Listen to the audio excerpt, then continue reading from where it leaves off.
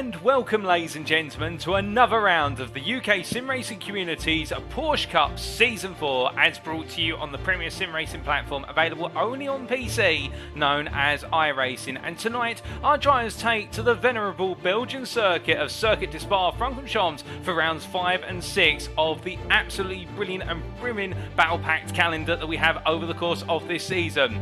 With two back-to-back sets of races so far, which have seen our drivers really take the fight to one another, indeed mixed results in both the gold and the silver classes. Tonight we are at a circuit which really brings together all the racing we've seen so far, and at a circuit which is no stranger to putting our drivers to the ultimate test. Indeed, in both real world and simulated motorsports, Circuit de Spa-Francorchamps is seen as a circuit which puts the ultimate test on the driver, if you do not count a venue such as the Nürburgring Nordschleife Loop. More on that later on this season, of course, but the Spa circuit is one where if a driver picks up a win, it is perhaps one of the most deserved on any motorsporting calendar, for the simple reason that this circuit is unrelenting. It puts the car through the ultimate set of tests, and indeed the driver with it has to master the art of finding the fine balance between their car, the setup on the car, and their driving ability.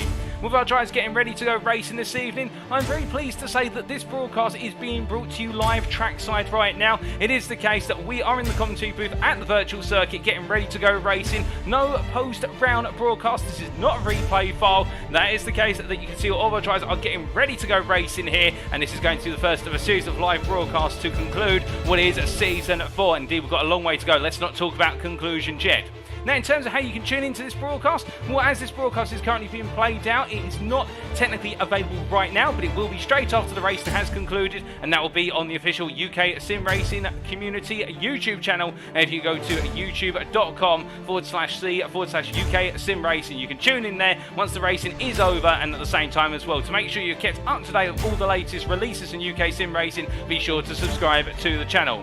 In the commentary booth, you have myself, Paul TX141 Walsh, also known as Britain Spit, depending on what media you follow me on, and I'll be bringing you all of your racing action tonight, indeed for all of the season, and what a season it has been so far. But speaking of that season, let's take a look at the calendar.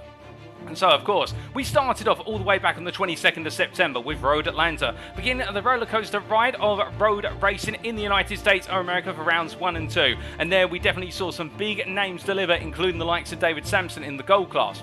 But then, wind forward 2 weeks to the 6th of October, and last time out we were in Italy at the Monza circuit, or the Autodromo di Nacional Monza as it's known in full. And there in rounds 3 and 4, we saw our championship tables, both in the gold and the silver classes, go completely topsy-turvy, whereby a herculean effort from James Parker last time out at Monza has seen him jump into first in the gold class ahead of a good number of his compadres in the class. And you can imagine that with 5 drivers right now separated by only 9 points, as we'll come to shortly, it's all to play for in the gold class going into tonight. It is the same in the silver class. Travis Linscombe-Hatfield made himself a major name at the Monza circuit and has jumped into the lead by only a single point over Jack Ward. Both drivers, both belligerents, really capitalising and starting to break away from their classmates. Can they continue to do that tonight, or will the Spa-Francorchamps circuit reel everybody back in, shake them all out, and see how they all come out by the end of it?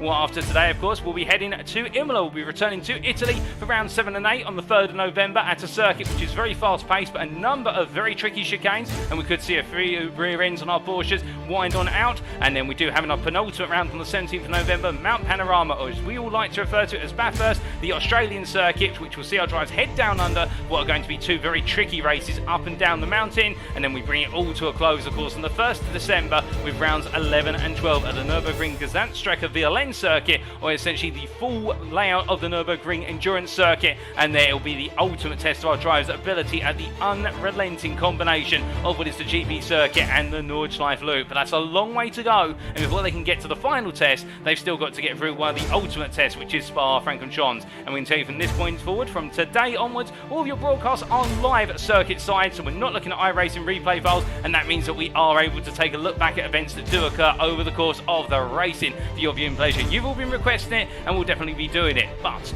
before we do all that, let's give you a recap of the championship standings.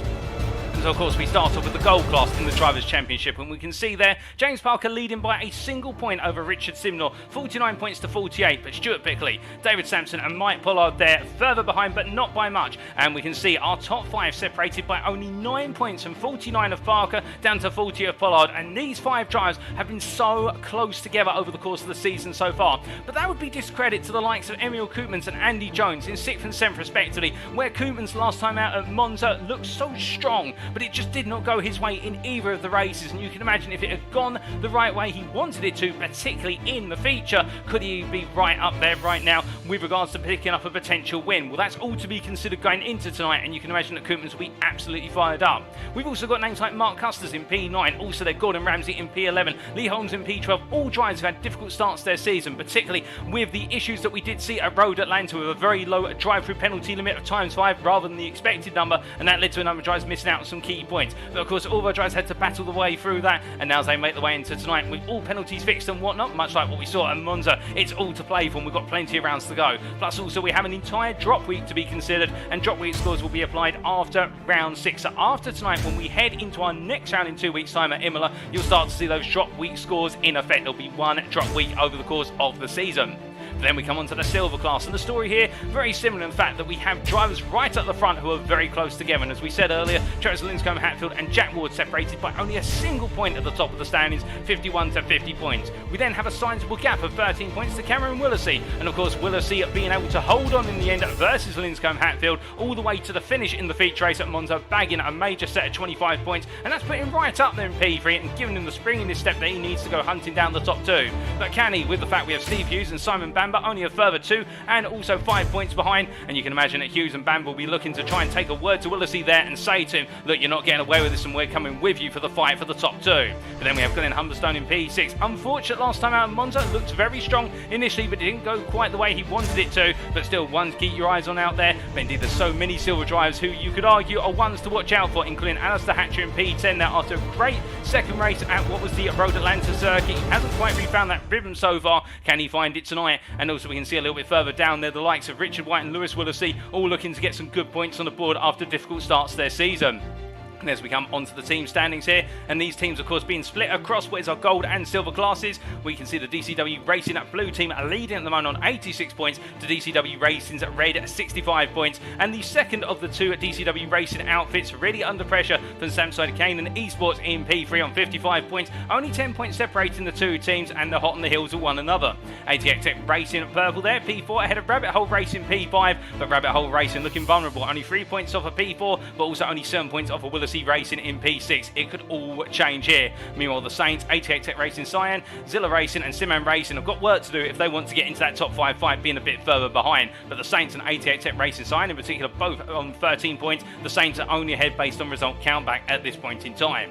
But that's enough about the championship standings. What about our circuit for today? Well, our circuit is the Circuit de Spa-Francorchamps, located in the region of Stavelot in Belgium. This circuit, a much shorter circuit compared to its original conception, being based on row roads that went all the way through the Ardennes Forest and back. Now a much shorter circuit by comparison, but still a very long circuit on your typical motorsporting calendar. And as you can see from the circuit map provided us by simracingwiki.com, thank you to them as always for their brilliant circuit maps. This circuit consists of 19 corners as separated over 3 bespoke sectors, whereby sector 1, which runs all the way from the start finish line through the source at turn 1, the opening hairpin, and then up the hill through the very aggressive high speed run uphill through Rouge and Radion, so turns 2, 3 and 4 onto the Kemmel Straight, and as they come onto the Kemmel Straight they'll complete sector 1 before going into one of the longest sectors in traditional road racing of sector 2, which runs all the way from the end of the Kemmel Straight through Les Combes of turns 5, 6 and 7 down towards the Virage Corner at turn number 8, through what used to be known as No Name, now known as Jackie X Corner at turn number 9,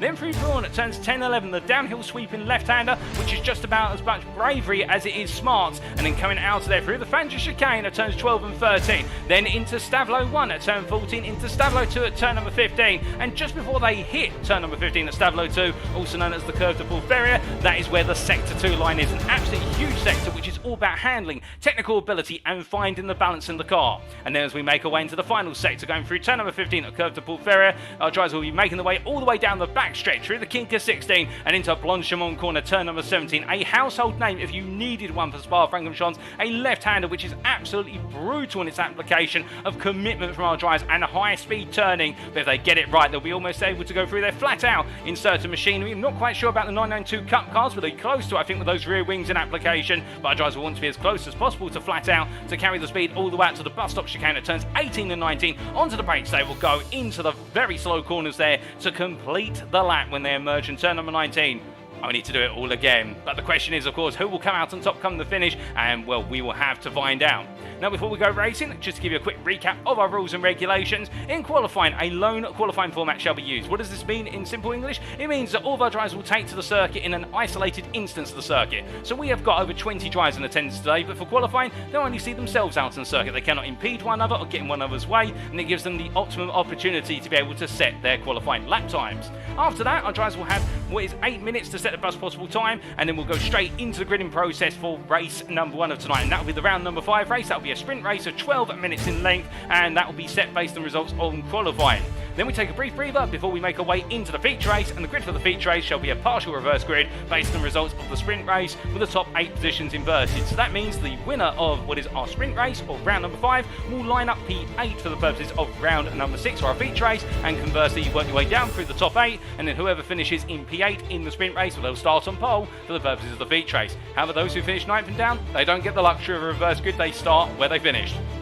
There are no mandatory pit stop requirements in either the sprint or the feature race, so the only time we're going to be seeing drivers come into the pits is they picked up a puncture or damage to the car, and the driver shall receive a drive-through penalty if they accumulate 17 or more instant points. That's enough about rules, regulations, the points, and everything else in between. I know what you're all here for, and we head back to trackside as we get ready to go racing, and let's take you through that schedule once again for tonight. Well, we won't give you any times, of course, because the broadcast will be made available immediately after the racing, so therefore it's available for your viewing pleasure. But tonight we can see there the qualifying session of 8 minutes, followed up by the sprint race of 12 minutes, and then we go 2.5 times the time duration for the feature race, with a small break in between the two races, a 2-minute break. And also, do not switch off after the feature race is complete, because we will also be planning to conduct post-round interviews with 4 selected drivers from those in participation today, and we'll try and hear from drivers up and down the field as their experiences and their thoughts on the racing action. But an absolutely rampacked schedule here at the Spa-Francorchamps circuit in Belgium, and as our drivers get ready to go, we do look to what is our fastest driver on circuit at the moment, of David Sampson,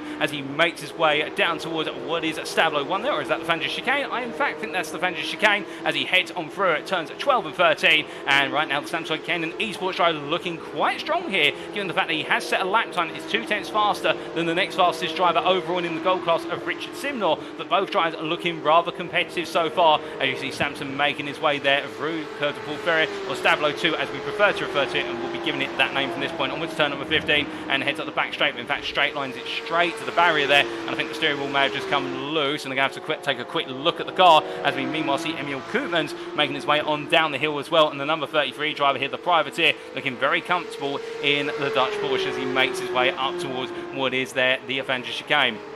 As he comes on free, it's not just about our gold drivers, and our fastest silver driver at the moment is Cameron Willisey there, and really looking to carry on from where he left off at Monza with that absolutely brilliant drive in the second race of the two. And as he gets ready to go here, the Willisey race driving the 43 Porsche, well, what can he do given that's P5 in this final practice session? Now the thing, of course, we do need to keep in mind, we do not know what fuel our drivers have got in the cars when they go onto these practice laps. Some of them may be doing a high fuel simulation runs to simulate the feature race, some of them may be going for qualifying simulation runs, and some may be going for all in between. And therefore you could imagine that Stephen Kershaw, for example, in the 247 car, as he makes his way out to Rouge and Radiant and down to the Kemmel Straight, he may be, whilst it says he's in P18 on the timing tower, they may not be true in terms of his actual pace lines versus the rest of the field. He could be faster, he could be a little bit slower, we just have to guess. But of course Kershaw, much like a good number of silver drivers, looking for a big payday in terms of points, with a number of silver drivers having difficulty in the opening 2 rounds. And we did see that for Matty Wild as well, the DCW Racing red driver in the silver class in the 28 machine, who didn't quite have the run of form that he wanted at Road Atlanta, had a better run at Monza, but not really the big run to shout home about necessarily, and he'll be looking to try and right that here today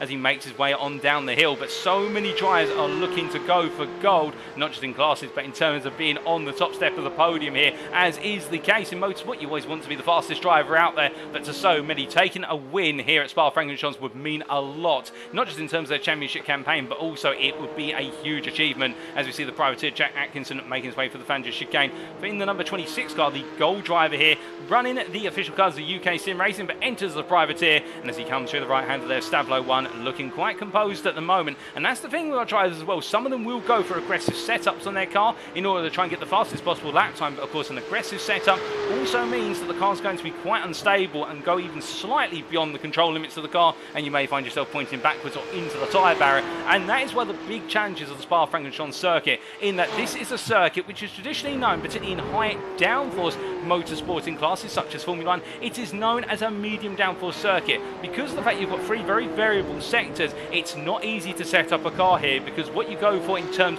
of handling in sector 2, you compromise straight line speed in sectors 1 and 3, and conversely if you go the opposite way and take the downforce off the car, you may find the car becomes incredibly unstable when you go through sector 2, or even in sector 1 when you're going through Rouge and Radion.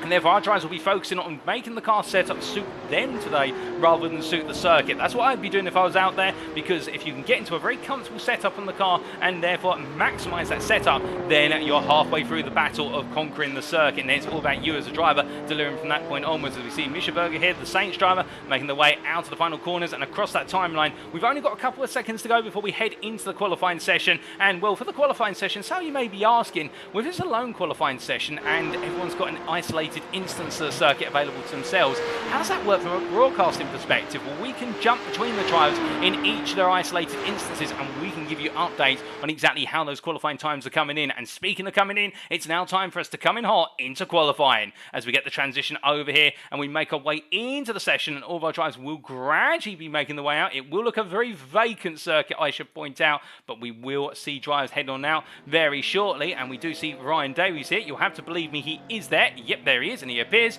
The privateer making his way out of the pit lane, and we do have the Grand Prix pit lane here, not the full endurance pit lane, which you'll see our drivers making the way all the way up the hill past the Rouge and Radiot on the inside, as you can see there off in the distance. But Ryan Davies, one of our many drivers, making his way on around as he heads up through the aforementioned pair of corners and now through turn number 4, and as he heads onto the Kemmel Straight, everybody having that isolated instance. 8 minutes, they've got an unlimited number of laps that they can fit into that time, but given the lap time here is over 2 minutes in length, we are expecting no more than 3 fast laps from our drivers. I think most will likely go for 2. They'll go, of course, for their out lap, then they'll go for a banker lap, then they'll most likely do a cool down lap or a preparation lap, and then they'll go for the ultimate fast lap, or some may try to ride the crest of momentum and deliver 3 laps on the bounce and see how that works on out. But regardless of how they decide to do it, it'll be interesting to see whether we see any big names that fall down the order. Perhaps they get it wrong in qualifying, and if any names that haven't been big stars so far this season, they emerge up there, because this, as we said earlier, is a circuit which is all about you as a driver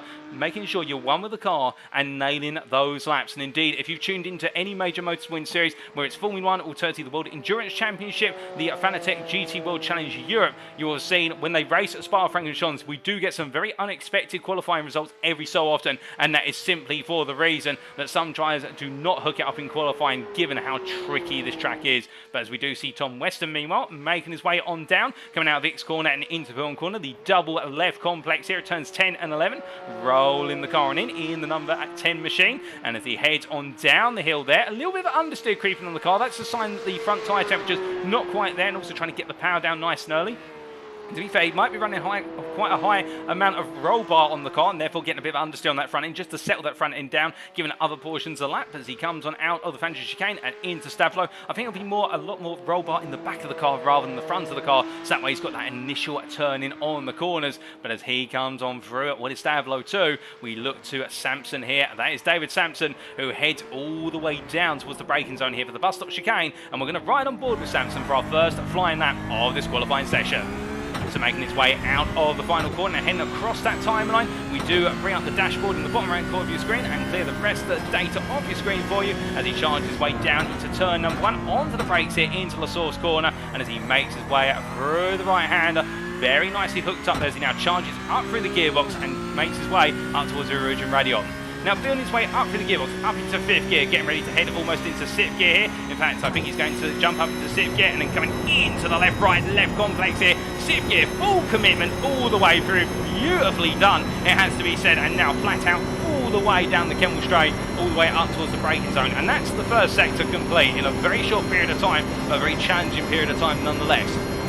Now onto the brakes, looking for the start of the left-hand side curve there as his brake marker, and coming through the right to left of Lake On. Going a little bit deep there under initial braking into the right-hander, and that's cost him a bit of line. and with it time, and as he makes his way out of turn number 7, heading down towards turn 8, losing approximately no more than half a tenth there, as he now goes onto the brakes of a Rivage corner. Very tricky right hand, this one completely downhill under braking, and you can see the corner continues to slope away from the driver, so therefore you've got to be very patient on the throttle. A little bit of snap oversteer creeping on corner exit there. You can see a correction on the steering wheel, and as he makes his way out of it, he's now going up from 3rd gear, through the gearbox once again, and up into 5th, and when he makes his way up into 6th before going into corner, no, stays in 5th, drops to 4th, and rolls the car through, and as soon as he feels that front end bite its way beyond turn number 10, heading through the apex of 11, full throttle all the way down towards the Fangers chicane. Getting onto the brakes and using the left-hand side curbing once again as an initial brake marker down to 3rd gear before bringing the car through the right into left, straight line in between the two apexes there. That's the ideal line, using a bit of apex curve as well. Now making his way out and onto the brakes here. That's Stavlo 1 coming all the way down to 3rd gear. Will he drop to 2nd? No, stays in 3rd and powers out here. And now will it be full commitment? A slight lift there as he made his way through Stavlo 2. To be fair, most drivers I think will need to do a small lift unless they get it absolutely perfect. And as he makes his way down the back straight now, all the way towards Blanchimont corner. Let's listen in as he makes his way into turn 17. Does he lift? A brief lift there, losing about 7 miles an hour off of the car, but I think all drivers will have to lift through Blanchimont, but still very bold there in stiff, getting onto the brakes. He goes all the way down into the bus stop chicane, turns 18 and 19 in 1st gear, right into left end as he comes out of the final corner. Goodness me, the rear end snapping around a little bit, but just about catching the car and heading across that timeline, and that time was a 2-minute 20.5, and we can see those qualifying times now starting to come on in. A nice lap there from David Sampson, but it looks like Emil Koopmans is the fastest of all so far. We have got plenty more time to come in this qualifying session, however, in terms of at least 2 more laps from all of our drivers, and as we see Koopmans making his way up the hill for Erosion Radion, looking very planted, and I wonder here whether Koopmans, after the disappointment of Monza, is going to be coming back incredibly strong here. This is saying something so far, a 2:19.891, and given the fact he's 3.5 tenths faster than everybody else, and speaking of being faster than people, his first rival who he's faster than is the driver here of Tim Darracott, who we can see making his way through the right hander there onto the Kemmel Straight, the right hand king, and Darracott a new joiner as of today in the gold class. Give him a warm welcome, ladies and gentlemen, in the number 18 car, and we look forward to seeing how he gets on running as a privateer, as I'm to understand it, in an Effect Esports livery machine. So I do believe he represents Effect Esports, and it's great to see him out on the circuit as he decides to abort this lap and bring it to a grinding halt, and that is going to mean that his qualifying session is effectively over because he will not get another lap in. We also do have one other driver who's new today who has not participated so far, unless my memory recollection is failing me, and that is Ashley Coverdale, as known in full, the SimRacing driver here, racing in the silver class, and you'll see them in the number 88 car. Give them a warm welcome as well as they make their way down through Piron Corner, yet to set a time on the board. And do keep in mind, of course, that our track limits are quite strict here at Spa-Francorchamps, and when our drivers do run wide, they will have their lap invalidated by default, so they do not have the ability to run a little bit wide and then simply go, right, I'll just bleed off the time elsewhere to set a lap. No, they've got to stay on the track limits all the way through the lap, otherwise it does not count. And speaking of not counting, well, you'll recall earlier when I said about practice times perhaps not being the true indicator of how qualifying is going to go. And here is Cameron Willesee, who is currently P9 overall, P2 in the silver class, however, after setting an absolute fly in practice. And that is because Simon Bamber, who's parked up in the pit lane, he has gone the fastest of our silvers so far on a 2:20.58. Willesee, meanwhile, who we see here making his way all the way down to the braking zone for the bus stop chicane. What can Willesee do as he heads on through? Can he improve? He's down in the majority lap. It's only sub-sector 1. In fact, he comes into the pits. He's had enough. He's not going to improve anymore. So Willesee does not get the pole position in the silver class. I think Bamber's going to take that instead. Meanwhile, we see Daniel Dannett Weaver here making his way down towards what is, I believe, that is Stavlo 1. Yep, it's affirmed. And as he heads into Stavlo 2, half a minute left on the clock. And I wonder if there's an overtime in this qualifying session, or whether as soon as we hit the 8 minutes, everybody has jumped to the pits, and that is qualifying over, said and done. It's always the thing that eludes me. I do need to make a little note by the side of me to say whether there's overtime or not. But as he heads through the kink of 16 and up towards Blanchimont corner, he's going to be cutting it very late in the day. Most of our drivers, to be fair, have decided that they're going to jump to the pits. As we have David Stewart's improved to P17, Berger has jumped to P19 overall, but as we can see here, we were heading through the final pair of corners. The clock strikes 8 minutes and the checker flag is out, and we jump away immediately. There's no overtime. It is James Parkinen who took pole position right at the end, and let's take you through that grid as our drivers get ready to line up. So our grid for round number 5, the sprint race at Spa-Francorchamps, is as follows. James Parker takes pole position in with 2:19.758 for ATX Tech Racing Team Purple. Only 1.5 tenths faster than Emil Koopmans in P2, the privateer there, starting off strong today. Tim Darracott and Ryan Davies line up together on row number 2, the two privateers, ahead of David Sampson and Daniel Weaver.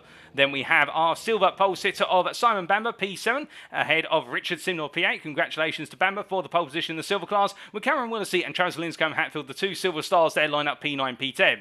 Jack Atkinson and Stuart Bickley line up on the 6th row together. They are followed up by, behind them, what is the combination on row 7 of Joe Newman and Lee Holmes. And then behind the two gold drivers, we have Steve Hughes from Rabbit Hole Racing and Zilla Racing's Tom Weston. Then David Stewart and Ian Manners, silver ahead of gold, line up on row number 9, with Misha Berger and Stephen Kershaw line up on row number 10 together. And then we have Matty Wild from DCW Racing Red, joined by Willisey Racing's Lewis Willisey there, looking to encapsulate, much like his family compadre, further up the field, looking to have a good day today in P22. And then we have Richard White and Mark Oliver line up together on row number 12. And then behind them, still going, we've got Gordon Ramsey from the Saints and Jack Ward from Willisey Racing, not setting times. They start on your 13th row. And on the final row, it's Ashley Coverdale and Alistair Hatcher, who line up P27, P28 to complete the field. The Simman Racing ahead of the 88 Tech Racing Team Purple driver. But that is how they line up for the purposes of round number 5. And as we get ready to go racing here, James Parker starting on pole, of course, and looking, I think, to continue that huge trend of performances over the course of Monza here today. Of course, we likened it to a boss battle when he cut his way through the DCW Racing pack at Monza in the feature race, but he starts on pole, and can he just simply nail it off the start and not have to worry about cutting his way through the pack come the finish? We've only got one driver left to make the way to the grid. In fact, two drivers, Simon Bamber and Alistair Hatcher. The clock is ticking down here. We've only got a couple of seconds, and Simon Bamber does not make it to the grid. We await the lights. One red light, two red lights, three red lights, four red lights, five red lights. And it's lights out, and away we go here for round number 5 of the Porsche Cup Season 4, brought to you by UKSimRacing, as Parker gets a good start and they scramble down into La Source. Koopmans covers off the middle of the road here, as you see. Ryan Davies trying to go all the way around the outside of Darracott through turn 1. They're side by side on corner exit. Meanwhile, further back, Steve Hughes and David Stewart exchanging place in the battle for P3 in the silver class here. What is effective P14 overall as they make the way through the kink and up towards Uruj and Radion. Now as they charge their way up the hill for the first time of asking, you can see it's side by side there between Sampson and Weaver, and it looks as though the German has made his way ahead of the Brit as they make the way onto the Kemmel Straight, but Sampson's not giving up here as he's in the slipstream as they make the way under the hard charge, fast into the braking zone. They go into Lake On, onto the brakes. They'll battle shortly, and will Sampson come out ahead, much like Koopmans defend on the inside there versus Darracott. Sampson tries to make it too wide. Koopmans ahead has cleared Darracott, and Weaver has done the same here as he clears Sampson and gets ahead. Meanwhile, further back, we've had a bit of a mix-up further down the road. I'm hearing that Steve Hughes has been involved in an incident. We'll get a replay of that shortly. Meanwhile, Cameron Willisey has started off the race strong. He has taken effectively that pole position, given that we saw that Bamber was not able to make his way onto the grid, and Cameron Willisey now holds the advantage over Travis Linscombe Hatfield. The two of them not changing places since the start of the race. But meanwhile, a bit further back, Lewis Willisey has made 3 places since the start here. P19 is the Willisey Racing driver, and he goes hunting after Tom Weston as they make the way out of Vic's corner and down the hill towards Buon for the first time. But as they make the way in towards the double left complex here, you see Weston under pressure as they make the way under braking, but he's not fazed by it as they head on out of turn 10 in towards 11, and a bit further behind, Ashley Coverdale here looking to also get on the move versus Mark Oliver as they head through the left-hander and now up towards the Vange chicane, but onto the race they go. No change between the two of them at the moment, as we're hearing that David Sampson has had an off further up the road. In fact, who's that who's had an off up the road? Is that, well, I believe James Parker's had an off, but that is not James Parker. That's the 21 car of what is Richard White, going a little bit wayward, understeering we believe into Vange chicane, and as he makes his way through Stablo 1 up into Stablo 2, right now keeping it hooked up nice and tight as he exits on out here, and they make the way down the back straight. But as they head on through, we see here in P2 jumping up towards the front of the field, Emil Koopmans, the Dutchman, here under huge pressure from Darracott as they head into the braking zone for the bus stop chicane. Behind, meanwhile, Weaver on the offensive versus Davies as they go, but Weaver blocks up the brakes there. The front right locking up and now has to go defensive. But we can see here Sampson going all the way around the houses as they come out the final corner and onwards to lap number 2. as they make their way down towards turn number 1. Then here's the order as they stand. James Parker leads, having started on pole. Coopman's P2, followed by Darryl Cott P3. Then we have Ryan Davies P4 behind them and looking fearsome, followed by David Sampson P5. Richard Simnor P6 jumping ahead of his teammate Weaver. Come the runner out of the bus stop chicane into turn number 1. Weaver P7, Atkinson P8. Then what is our leader in the silver class, Cameron Willesee, followed by Travis Linscombe Hatfield P10 and Stuart Bickley as he's known in full, running in P11 as they make their way up the hill and now coming on through Erujan Radion and on towards what is the breaking point for Lecon. But meanwhile, whilst all that's happening, Simnor's going slow. Simnor's got a slow down there, as you can see on the side, but it is a bit of a scramble and a hash dash as they make their way down towards the braking zone here. Koopmans is staying ahead further up the camera, but Cameron Willesee continues to pick his way through. Linscombe Hatfield was slow down. We've had an instant further down the road as well when it's all kicking off at the moment. But meanwhile, Koopmans here under huge pressure for P2 versus Darryl Cott, and Darryl Cott trying to literally squeeze him to the inside into a large corner, and he's not having any of it as Koopmans is getting his elbows out there and making sure that he's got plenty of breathing room as they head on down and make their way through the corners. But as they come charging through the left-hander and now heading down towards Pullen Corner, you can imagine that Koopmans at this point is definitely feeling the heat inside the cockpit as he is not being given any opportunity to take a breather, no sir. But as they head on down, we can see White here battling with Weston, and I think Weston has, well, both drivers have been involved in some sort of incident at some point in the race, but we're not exactly sure what has happened other than the fact they've both dropped major places. But hopefully we will now be able to give you a perspective on what's happened, as we are trying to get a replay of all the incidents that have happened so far, the major ones. But whilst that's going on, Atkinson here under pressure from Cameron Willesee as they make their way into Stavlo 1 and head on through into Stavlo 2 here on this second lap. But a bit further behind, Richard Simnor putting a lot of pressure on Ryan Davies, and Simnor one of multiple drives going slow in the run down the Kemmel Straight. We believe multiple drives picked up slow down penalties for a mistake at Erujan Radion on this second lap, and that's what's led to the field being shaken up the most. But Atkinson gained as a result of it all, and meanwhile right now Richard Simnor really feeling the pain as he tries to build up that speed here and go hunting after what for him is effectively P9 in the class as they come through the left-hander of Blanchimont and head their way up towards the bus stop chicane again. But as they do, we look a little bit further back to the alliance of Misha Berger here trying to put the pressure on Alistair Hatcher, changing place overall but not in class as they come roaring on past the stationary camera in the curbing. And as they make their way up towards the bus stop chicane, Berger getting the run, but he's not close enough to look for the move under braking, and as a result has to wait for another opportunity as he comes through. Also into the pits there, that is Stephen Kershaw coming in, I think, with some damage to the car. We've also got Oliver into the pits, Mark Oliver. So multiple drivers really not having the day to remember, particularly in the silver class in this round number 5. But meanwhile, going on to lap number 3, we can now take a look back at what exactly happened on the opening lap. We did have a couple of drivers who were involved in incidents, and it was David Stewart in particular who was involved in a major knock. Take a look at this. Was David Stewart on the open lap, straight line onto the curb there and connecting with what was Steve Hughes in the 97, no, not in the 97 car, but that went so very, very wrong there for David Stewart. And well, that was Joe Newman collected there, the gold driver from Simran Racing being picked up, and that was very unfortunate for Joe Newman. But that was the opening incident that we saw on what was lap number 1, and then we saw a bit more late on lap number 2. And well, what was the big questions we hear that David Stewart had to jump to the pits. Misha Berger had a spin, but then what exactly happened between Matty Wilde and Lewis Willesee, I'm wondering.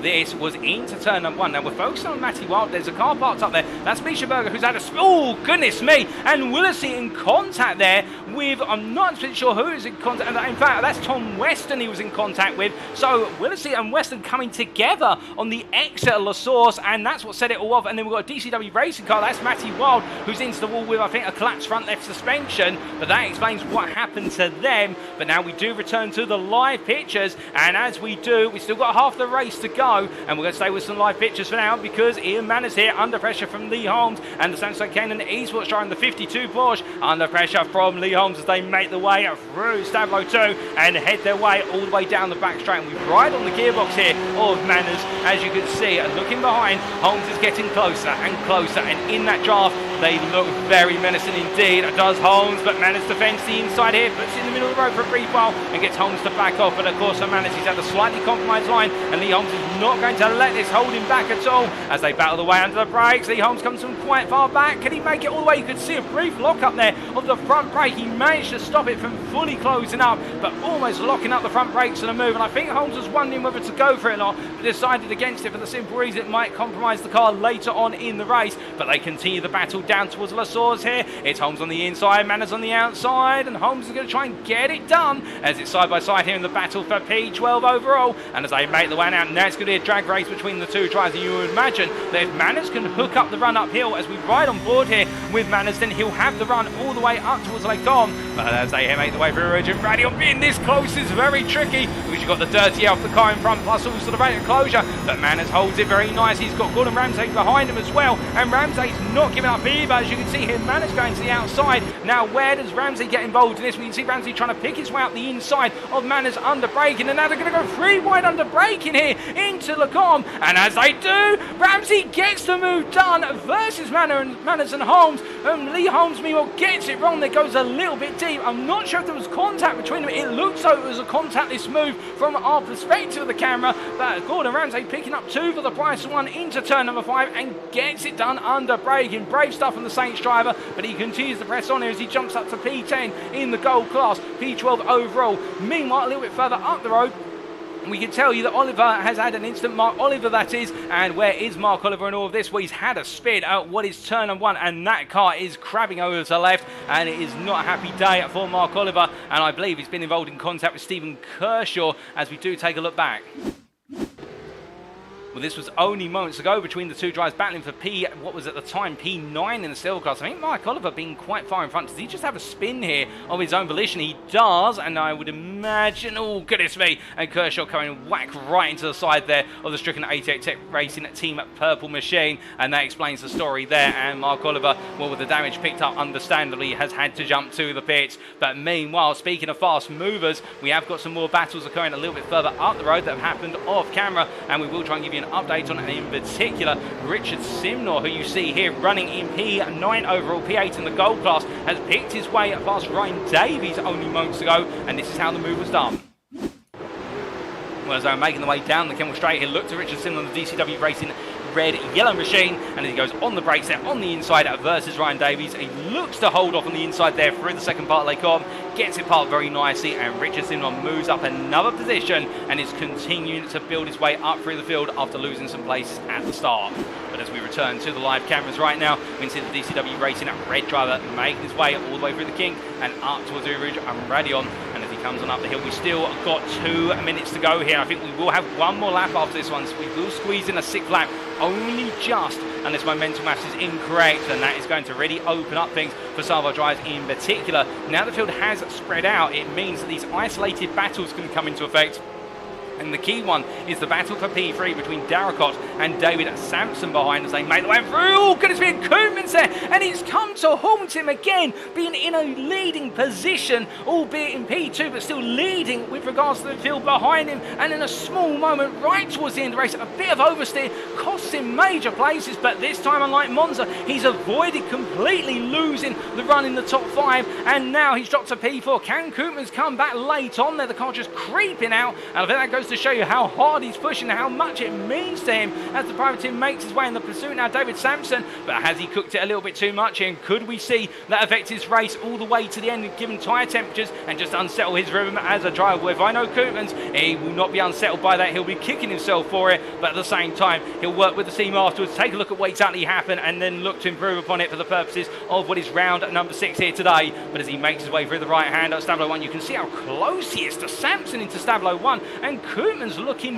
very fast here as we ride on board the nose of the privateer, and we're really hunting down the Sampson Canyon Esports drive, albeit getting a bit of a bad run there coming out of Stavlo 2 and actually losing a bit of ground to Sampson. But Sampson definitely not looking to be at his strongest right now. We know there's a lot of pace in the car in front, but I don't think Sampson's just quite feeling 100% comfortable. I think he feels as though the car's perhaps on a little bit of a knife edge as they make the way under braking here into the bus stop chicane. You can see it's what under braking. Koopmans able to close up so much more. My goodness, I thought the man was going to send him round there, but not to be, as they make the way out of the bus stop chicane and onto one final lap they go as they head across the timing line here. And you can see a bit further back, Simnor versus Bickley. It's the battle of the two DCW machines as they make the way out of the final corner, across that timing line, onto a 6th tour they go, and into the braking zone here, and it's It's Bickley defending to the inside, and under braking they make the way through the source, and I think Stuart Bickley is not going to give in, given the fact that every point matters, albeit I think there might be a little bit of a question, do they calm it down here for the simple reason they don't want to take one another out, but of course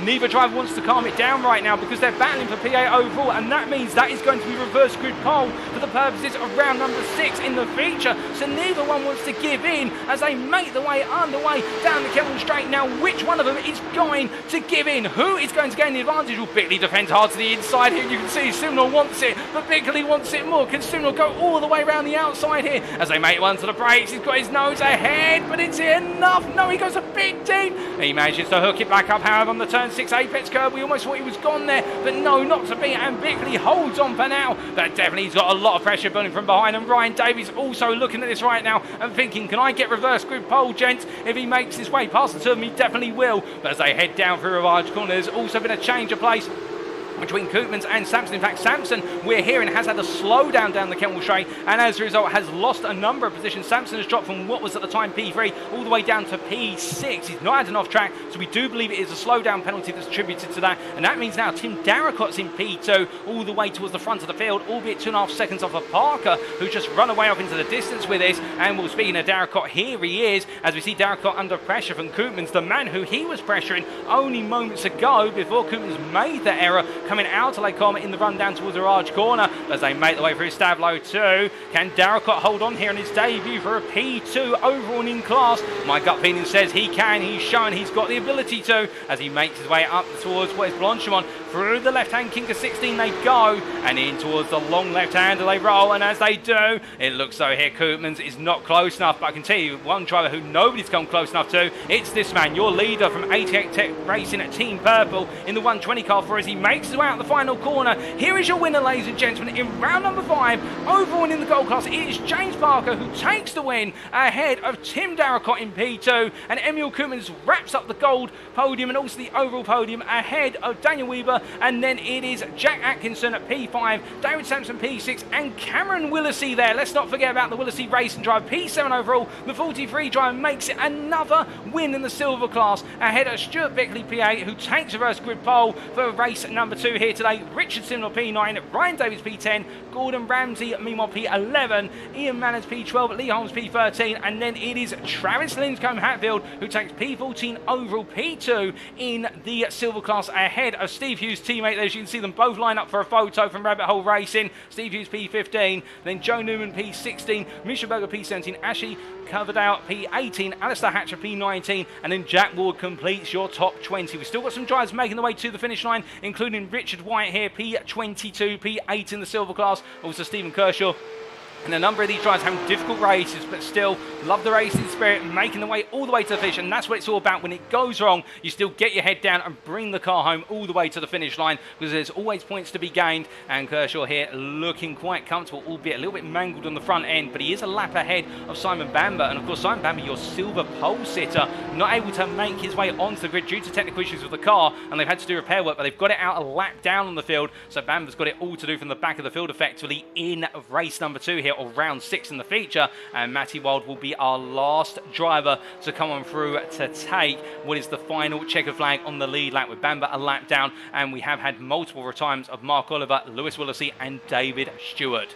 But my goodness, ladies and gentlemen, what a race it has been in round number 5. It may have only been 12 minutes, it may have only been 6 laps of the Spa-Francorchamps circuit, but we saw battles all the way up and down the field, particularly in the gold class, but also the silver class having some great moments, and also some difficult ones for our drivers, and that's really going to set the tone for the purposes of round number 6, which will be coming up soon after we have taken our brief intermission break. And as Matty Wild comes on through here, we see him making his way to the timeline to complete all of our finishes in round number 5 in our sprint here at Spa. Comes across line P24, overall P10 in class. There's some key points there for Matty Wild.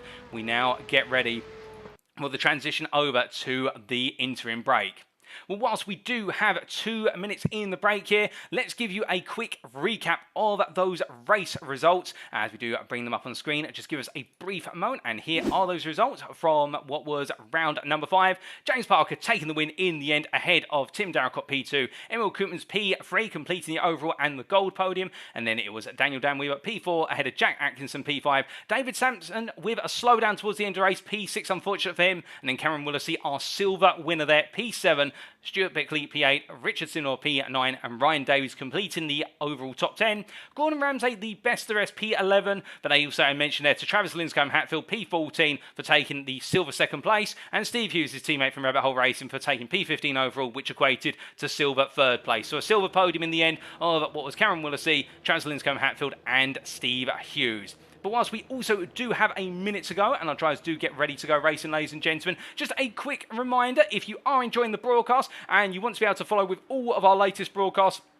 here at UKSimRacing, be sure to subscribe to our official YouTube channel, because it's where all of our videos on demand are placed, whether they have been streamed on Twitch TV at the UKSimRacing Twitch channel, alternatively directly onto YouTube. All of our videos on demand go there, and it is the ultimate source for all racing knowledge with regards to UKSimRacing in terms of all the series we've run over the last few years. But you're watching Season 4 of the Porsche Cup hosted by UKSimRacing community on iRacing, and we are currently only 30 seconds away from going racing once again. And what's coming up, I hear you ask? Well, it is going to be the feature race, and as you can see from our race info here, it is going to be the 30-minute feature, the last of our racing items on the schedule for today. 30 minutes, 2.5 times the distance in terms of time, and also overall track distance compared to the sprint race. And how will it all go on down? Well, we are about to find on out, as we are only moments from heading to the grid.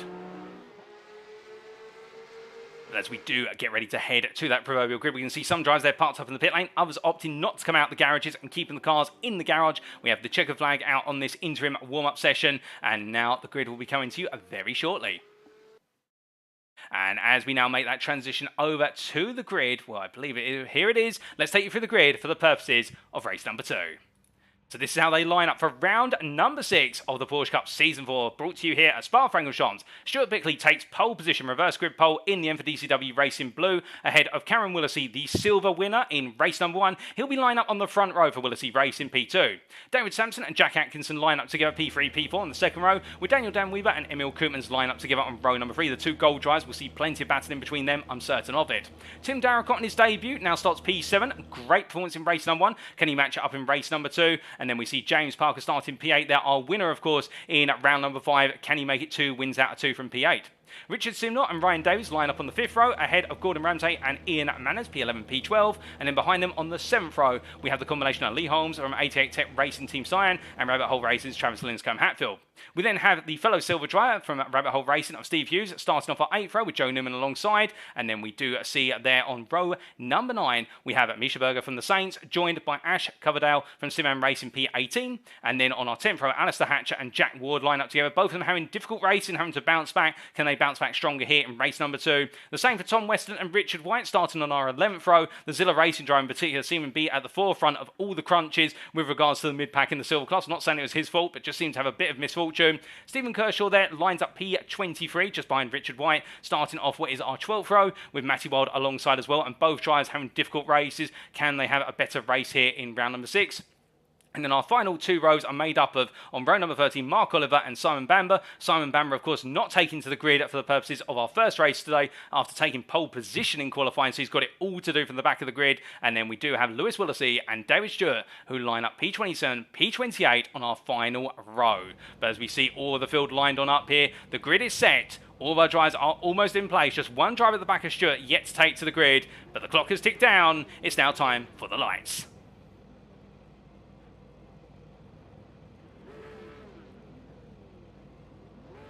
One red light, 2 red lights, 3 red lights, 4 red lights, 5 red lights.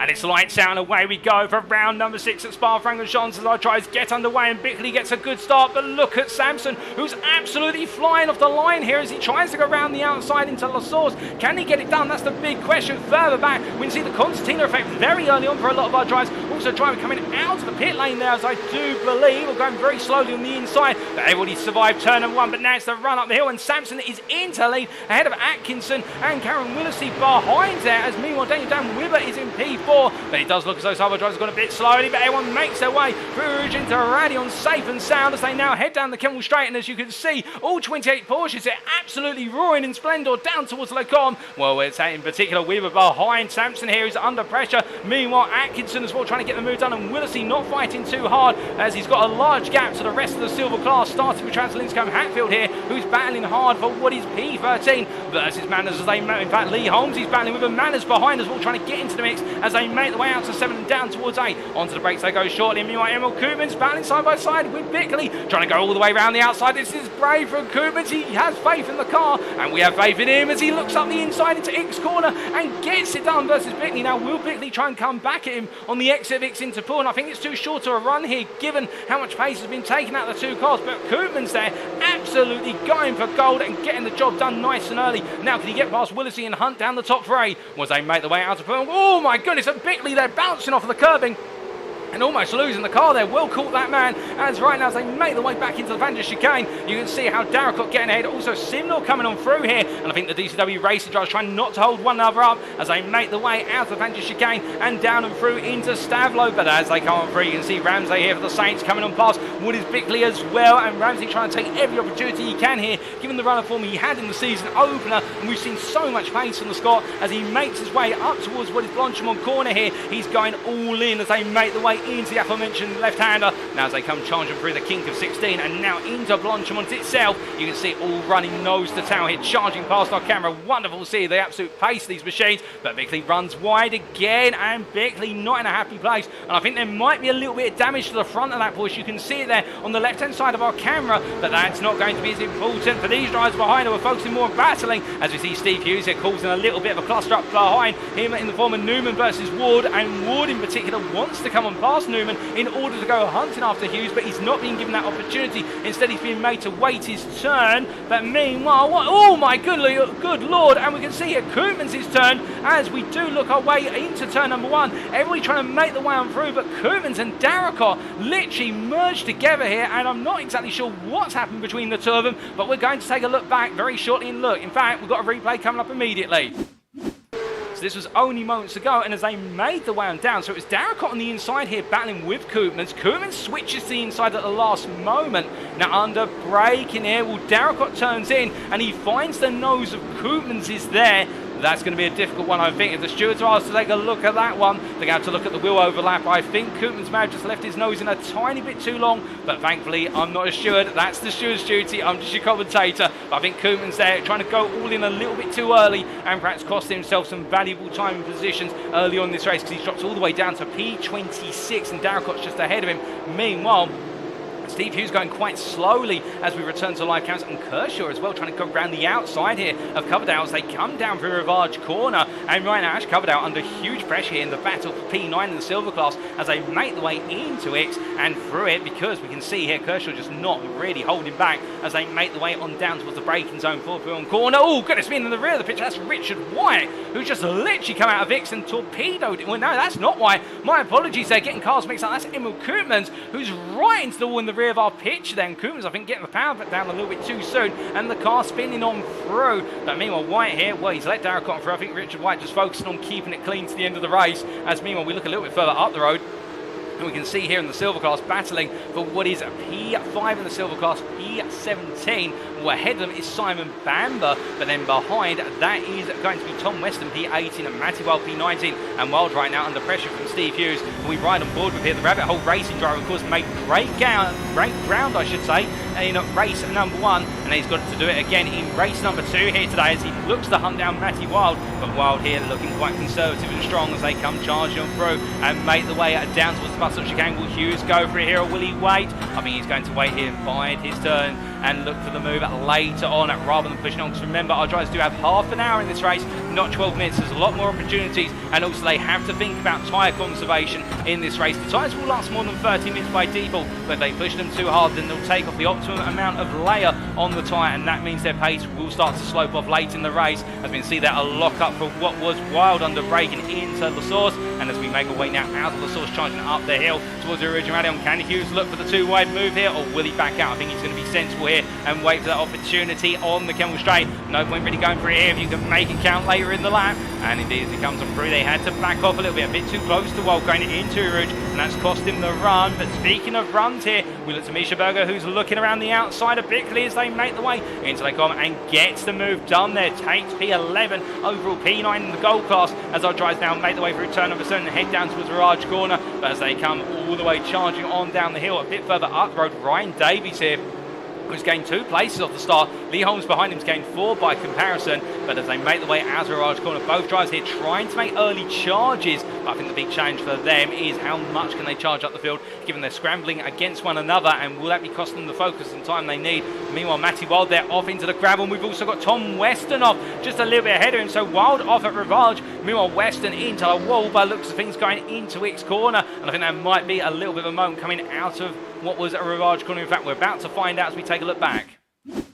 And here it was only moments ago from Weston. Well, we see there Wild going deep. I think that might have been some dirty air and late braking, and Weston just getting on the power a little bit too early, so both drivers being caught out by Rivage Corner in the end. But we return to the live pictures now, and as we do, we look a little bit further up the road in the silver class, and this is Bamber cutting his way up the inside of Hatcher as they make the way into Stavlo 1. This is the battle for P4 in the silver class, P16 overall. But keep in mind, of course, that we do believe that Simon Bamber, on 1 lap pace, and indeed at least sprint pace, is the fastest driver in the silver class as he picks up P3 there. That's Jack Ward, who we could see a load of smoke at the bottom of our camera. We're not exactly sure what happened to Ward, other than that he's made an error, and well, we'll try and find out what's happened to you very shortly. But Ward, who was running in P3 in class, has now dropped all the way down towards the back of the class. He's dropped down to P10 in class, P22 overall.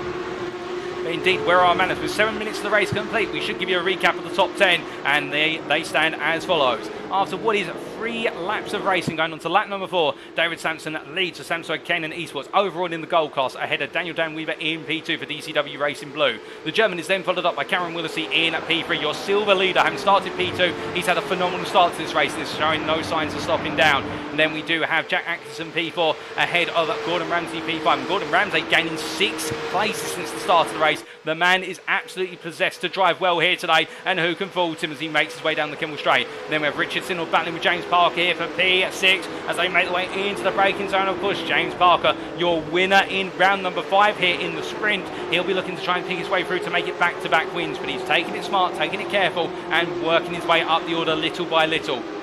Then we have P8, Lee Holmes, who follows on for a little bit further behind with Ryan Davies hot on his heels. And then it is Travis Linscombe Hatfield, P2 in the silver class, P10 overall, who completes your overall top 10. Behind them, best of the rest, Misha Berger P11, and he has got Stuart Bickley behind him P12, not too far off, and then Joe Newman and Ian Manners a little bit further back before you get to your third place driver in the silver class and P15 of Simon Bamber. But that's how they stand currently as they continue to charge on around, and as they make the way down the round in towards Pullen Corner, you can see this long string of drivers here, all looking to gain the advantage of one another, as we are hearing that Weston's had to come into the pits after that damage, picked up in the run to X Corner, and Darragh into the pits as well for damage to the car. We've had a retirement for Koopmans, also Lewis Willesee and David Stewart. So it's gone wrong for 3 of our drivers so far, and can they get Darragh back out there will be the big challenge. He'll be down in P13 in class when it's P25 overall, so I don't think there'll be any points on the cards, but still he may want to get to the checker flag just to get some testing data for next time out. But meanwhile, the drivers make the way through Stavlo 1 and into Stavlo 2 on our camera. We look a little bit further up the order to Cameron Willesee here, who has been caught by the next gold driver behind him of Jack Atkinson. You can see that Willesee defends the inside in the run to Blanchimont. He doesn't want to give up this. It's going to mean a huge amount to him if he can bring home an overall podium here today, but he's got a long way to go. As you can see, Gordon Ramsay there looking up the inside, run into turn number 19 outside of 18, but he can't quite find it. Had to back out completely there, but started to take these little snipes at what is Jack Atkinson in front and trying to get into the head of his gold rival. As they make the way down towards the source, I don't think Atkinson's too perplexed by that at the moment. Instead, I think he's more fascinated on the rear end of Willesee's car and trying to find a way past it. But as they make the way out of the source and now head up towards the original rally, and you can see here with Willesee defending quite sternly, we have got a large pack of gold drivers all ganging up here with Simnor as well, and also Parker a little bit further back. But James Parker being smart, I think, and waiting until they all come together. And speaking to coming together here, we now make our way onto the Kemmel Straight, and as they come charging on through, will this be the opportunity that Atkinson needs? He He's in the draft. He's looking for the move. And as they head on down, he's getting closer and closer. But it's not enough, or is it? He takes a peek, but no, he has to wait. Meanwhile, further back, we've had a little bit of drama further down. You can see wide. It's almost 3 wide in the run down towards Icon corner. Albeit we've got a driver backing off in the form of Bickley. I think that's a slowdown. But Linscombe Hatfield yielding there to the 2 gold drivers of Joe Newman and Ian Manners. And I don't think that tells you the full story. I think Linscombe Hatfield has been involved in a bit of an incident a little bit earlier on, because we have had on our timing screens off your screen a warning to say that he was involved in an incident, and we are about to get a replay of that very shortly to understand what exactly happened to Linscombe Hatfield, who's now running P12. He's dropped a couple of places. In fact, replay coming up now. And here is the replay of Linscombe Hatfield, was he made his way across the timeline here at the time, running in what was inside the top 10 in P10, under braking it. Does he just get it wrong into La Source?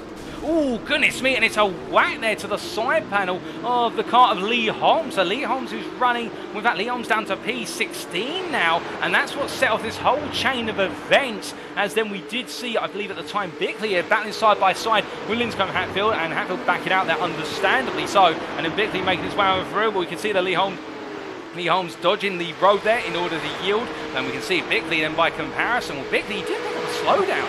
He's just, well, the car just did not seem to have too much pace as he pulled over to the side. Unless he was yielding, did he feel as though he's involved in that incident somewhere else? There's something we've seen off camera, but that's when we saw, of course, this pass being made for what was at the time P10, P11 by Newman and Manners versus Linscombe Hatfield. And now we return to your live pictures, but a difficult one to unpick there. Not exactly sure what's happened to Stuart Bickley. Perhaps there's a slowdown earlier on in the previous lap. He's only just served it potentially. That may be the case. But meanwhile, we return to those live pictures. 12 minutes into the 30 minutes of racing here in the second race at Spa, round number 6. And as our drivers continue to make the way on through, we look to Kershaw here. Stephen Kershaw, who takes a dive up the inside there versus Alistair Hatcher. A nice move, a very late move. Indeed, I think Alistair Hatcher not seeing that one coming, and Kershaw just confident on the brakes, not worrying about locking up. As we hear that Lee Holmes is into the pit line, I think he was going slow due to an issue on the car.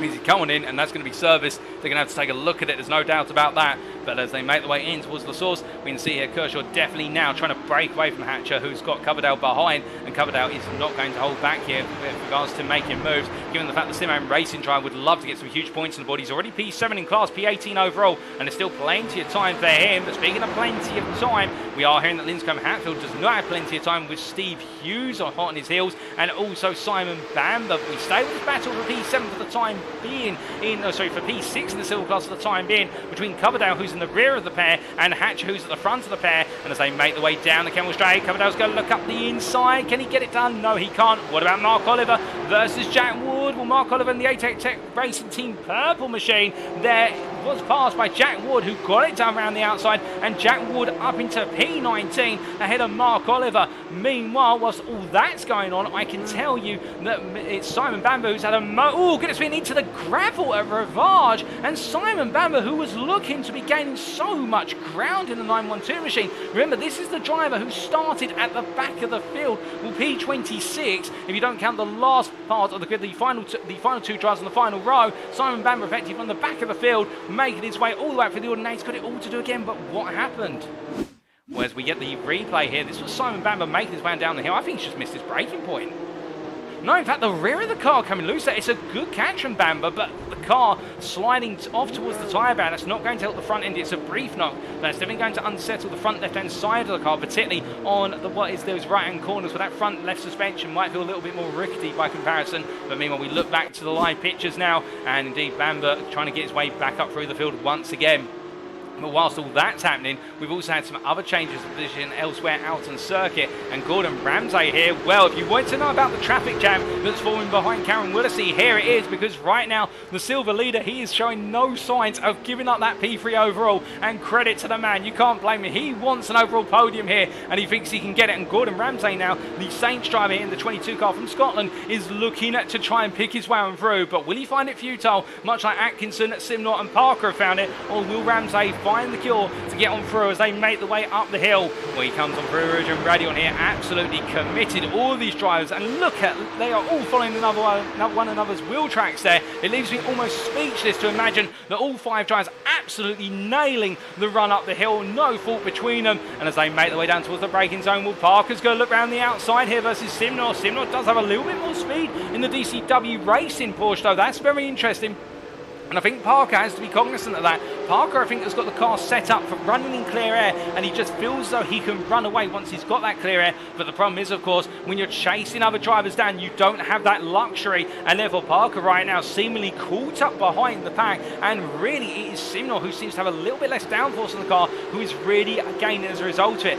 Meanwhile, Coverdale, oh, could it been Coverdale's off circuit there at Lecombe? And what on earth has happened? Alistair Hatcher battling side by side with Jack Ward, and Hatcher there on the outside in the run through the second part, through the third part of Lecombe at turn number 7. I think there's a bit more to it than meets the eye. I think there may have been a little bit of contact between our drivers. We'll try and understand what exactly happened very shortly, but Jack Ward has gained 2 places, moved up to P16 overall, P5 in the silver class.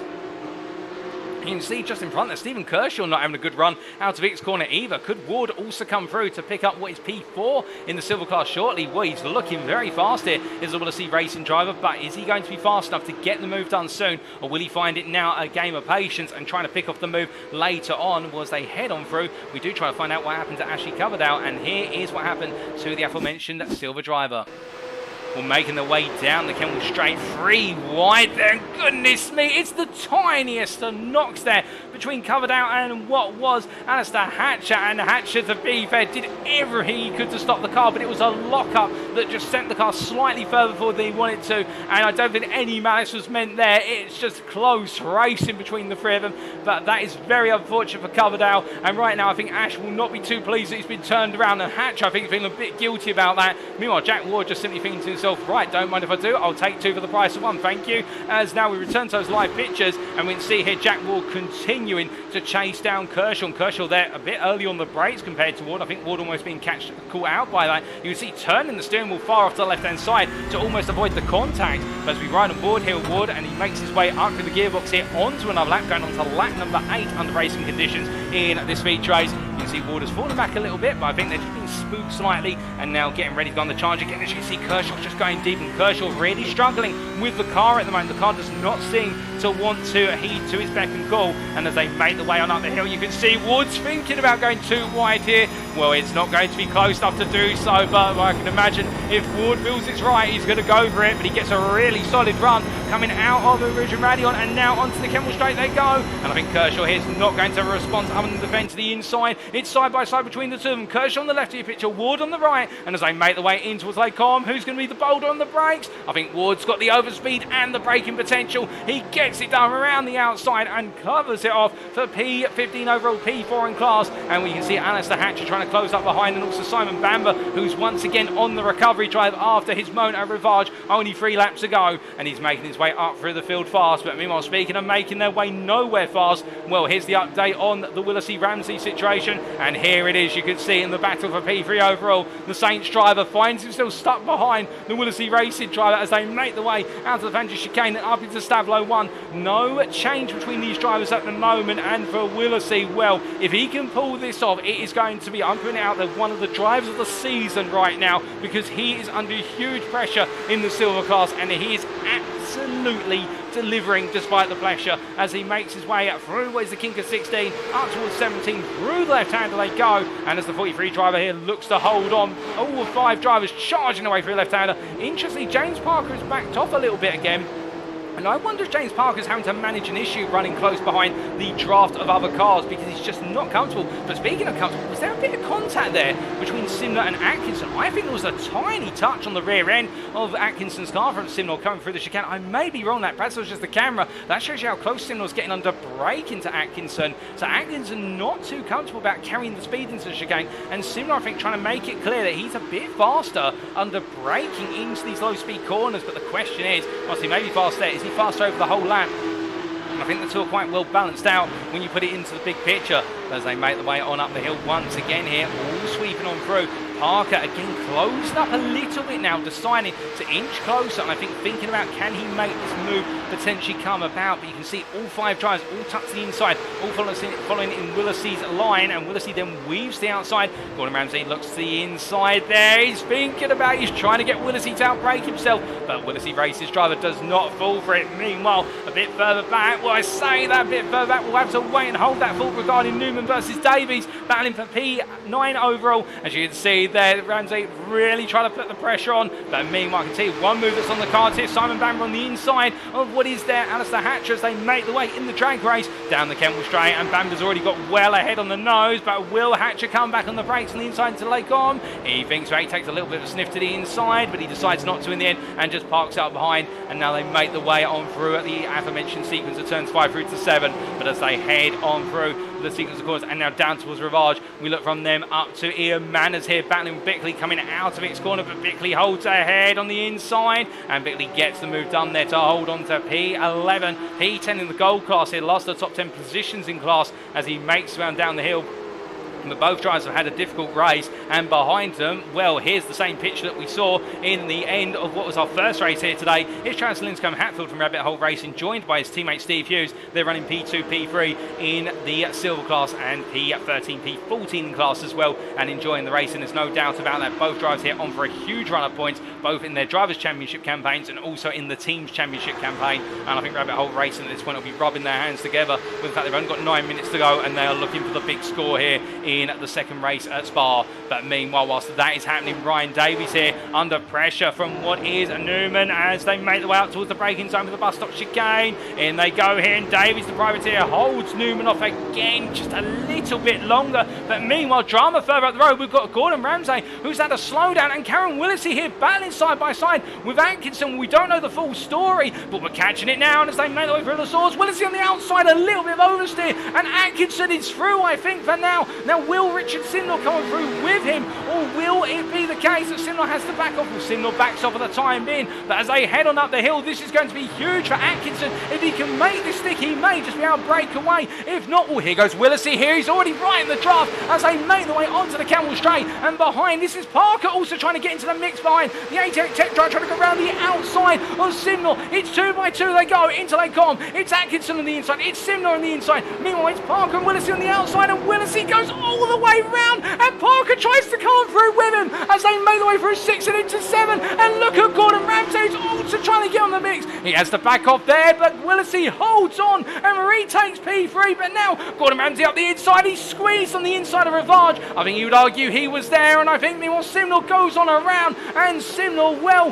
he's not going to be too pleased about that one, but I think Ramsay would have an argument about that as well. I think both of them there may have way to handle that one a little bit better, but that's close racing for you. And meanwhile, as it continues, Atkinson now finds himself having gained nothing technically. The only thing he's now gained arguably is an even fiercer rival behind him, and that is in the form of James Parker. If Gordon Ramsay was not enough, if Simnor was not enough, now he's got the winner from round number 5 hot on his heels, and Parker, I think, is going to waste no time in trying to make a move early here because they've only got 7 minutes to go. Meanwhile, the top two of Sampson and Daniel Weaver ahead are a long way up the road. I can tell you that they are 5.5 seconds gone and into the distance. But meanwhile, we can see here in that battle for with the final gold podium spot, but also the overall podium spot, Atkinson is trying to hold on versus Parker, but Parker is staying right there with him. But again, Parker just does not have the speed on these straights. It's almost as if he needs clear air, or he needs the driver in front to make an error on the straights, because otherwise he just cannot catch up. You see, look how much the gap has opened up. But I also wonder again whether he's just trying to give Atkinson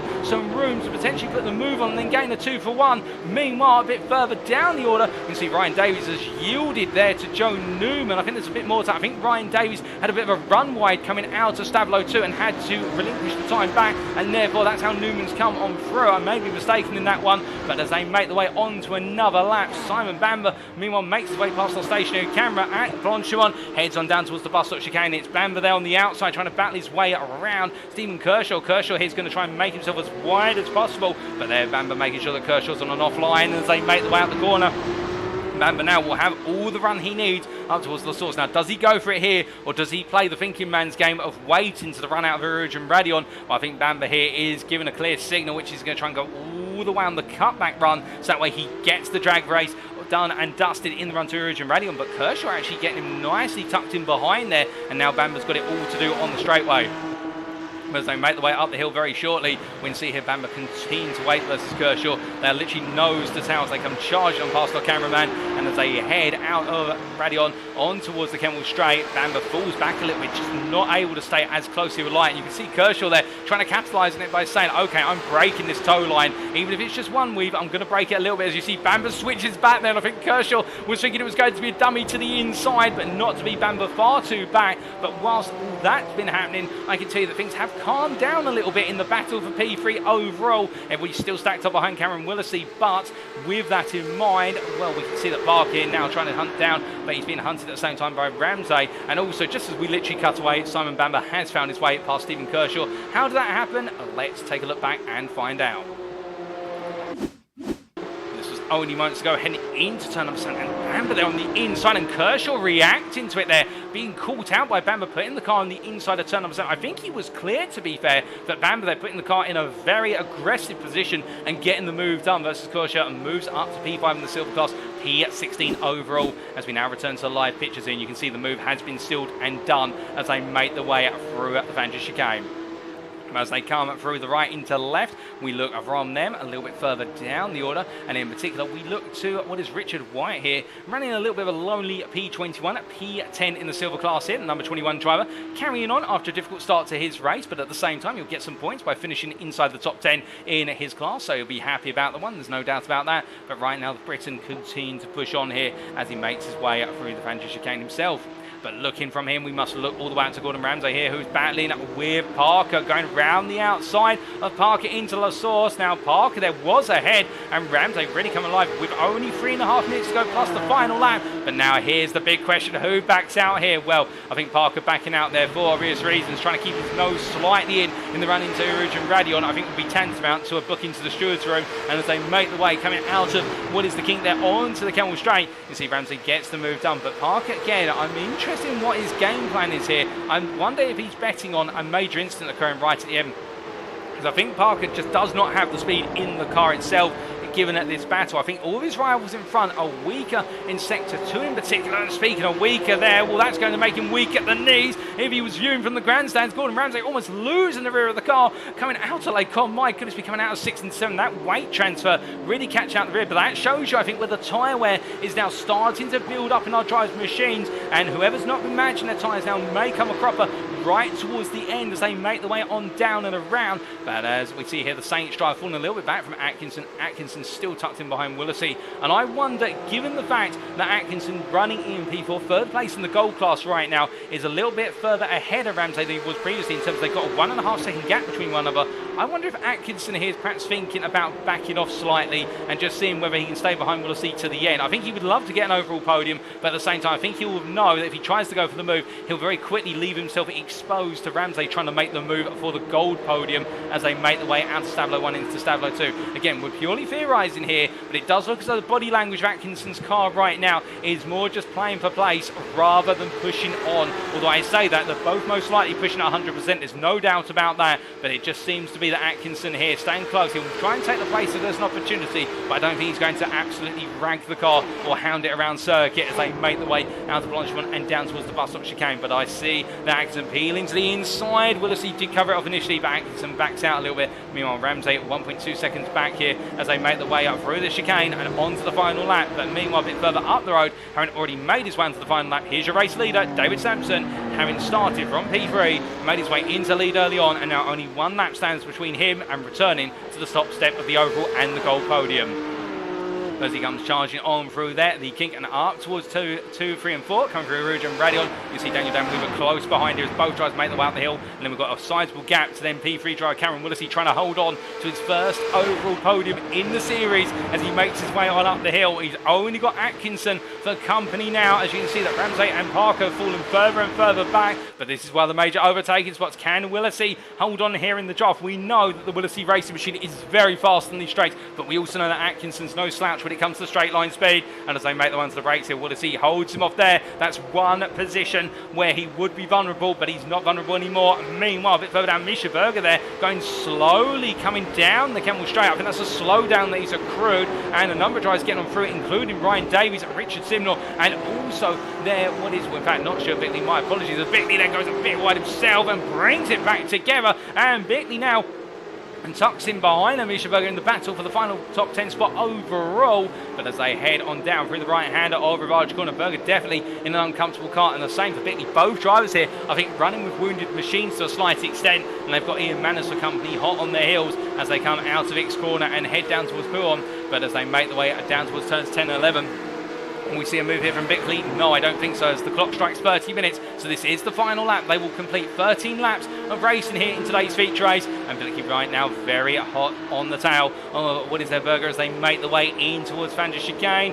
Can't make the move. He has to wait his turn as they make the way through the right into left. But you can see how Berger just has no speed for the chicane. The damage on the car really being felt in these medium speed corners. And as they make the way into Stavlo 1, we must look from them to our race leader. Here is David Sampson, who right now the Sampson Ken eSports driver. He is being closed in by Daniel Dan Weber behind, but I don't think it's going to be enough as he makes his way for the final two corners. We can see here he's had a comfortable run since the start of the race, and as he exits out the final corner, it will be his. David Sampson is your winner in race number 2 here at Spa-Francorchamps in round number 6 of the Porsche Cup Season 4, ahead of Daniel Dan Weber overall, these two P1, P2, and then Karen Willesee comes on home, not just to take P3 on the overall podium, but the silver win. Back-to-back victories today in the silver class for Karen Willesee, and it's Jack Atkinson who completes the gold podium ahead of Gordon Ramsay, followed by James Parker P6, Joe Newman P7, Ryan Davies P8, and then Richard Simnor P9, Misha Berger P10, holding off Stuart Bickley to the line,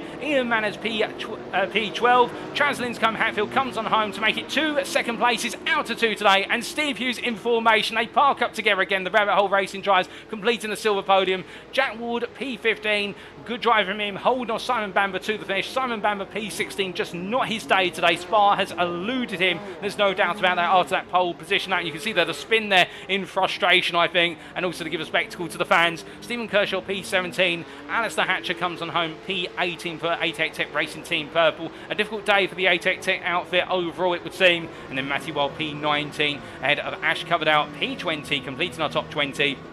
And then it will shortly be Richard White who comes on home to complete P21 here as he comes to the timeline and what has been a consistent race from him. And then Lee Holmes P22, the last of our finishers on the lead lap. Indeed, all of our finishers who took the checker flag on the lead lap. And we have the retirements of Mark Oliver, Tom Weston, Tim Darrencott, Emil Koopmans, Lewis Willesee and David Stewart, who did not make it to the grid due to technical issues. But with that, ladies and gentlemen, let's give you a quick recap of those race results from round number 6 before we move on to our post-round interviews.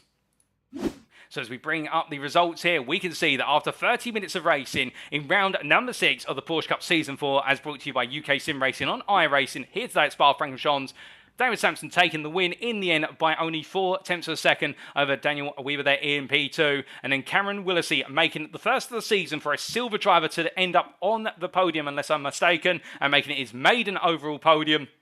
What is P3 there? The winner in the class making it back-to-back wins. Jack Atkinson completing the gold podium. Ahead of Gordon Ramsay P5, James Parker P6, Joe Newman P7, Ryan Davies P8, Richard Simnor P9, and then Misha Berger completing the top 10 overall. We then see Stuart Bickley P11 ahead of Ian Manners P12, and then of course a special mention to Travis Linscombe Hatfield and Steve Hughes P13, P14, who completed the silver podium after Cameron Willesee. But that is how they finished, all in all, ladies and gentlemen, and now we get ready for our post-round interviews with our drivers. For specially selected drivers, we'll have to wait to see who's going to join us in the interview room, but we'll be back in approximately 5 minutes' time to bring you said interviews. Don't go anywhere, you won't want to miss them.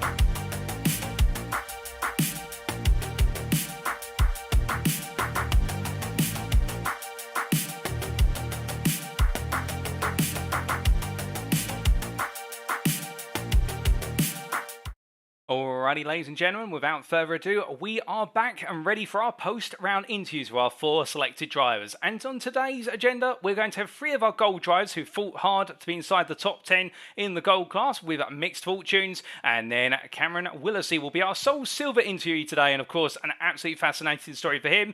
But we can't just talk about his story. We start off with the story of David Sampson, who I do believe is available now. And as he joins us in the interview room, well, in fact, I think we might have a slight issue with regards to the interview room. We'll be back very shortly, ladies and gentlemen. We don't seem to be able to drag and drop our individual into what is the interview room, but we're just going to try and get that fixed. Will be a brief moment.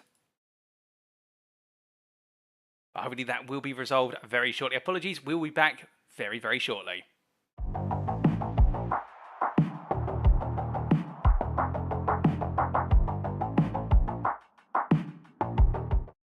Alrighty, ladies and gentlemen, we are back and we found a workaround to our issues. We are just waiting for David Sampson to join us in the interview room.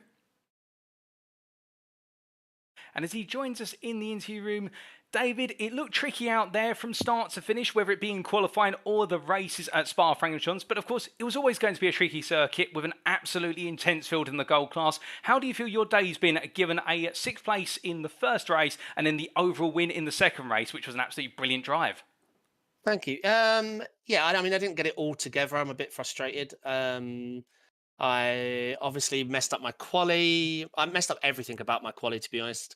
I mistook the 10 laps for 10 minutes. I don't know why I did that. So I didn't actually get a second attempt, and my first attempt was off the mark. I overhit the tyres. First race, I actually thought I had good race pace, but by the time I found the time to show it, the race was coming to an end, and it was under white flag. I took a slowdown pushing for P2, and obviously the slowdown at Spa is over.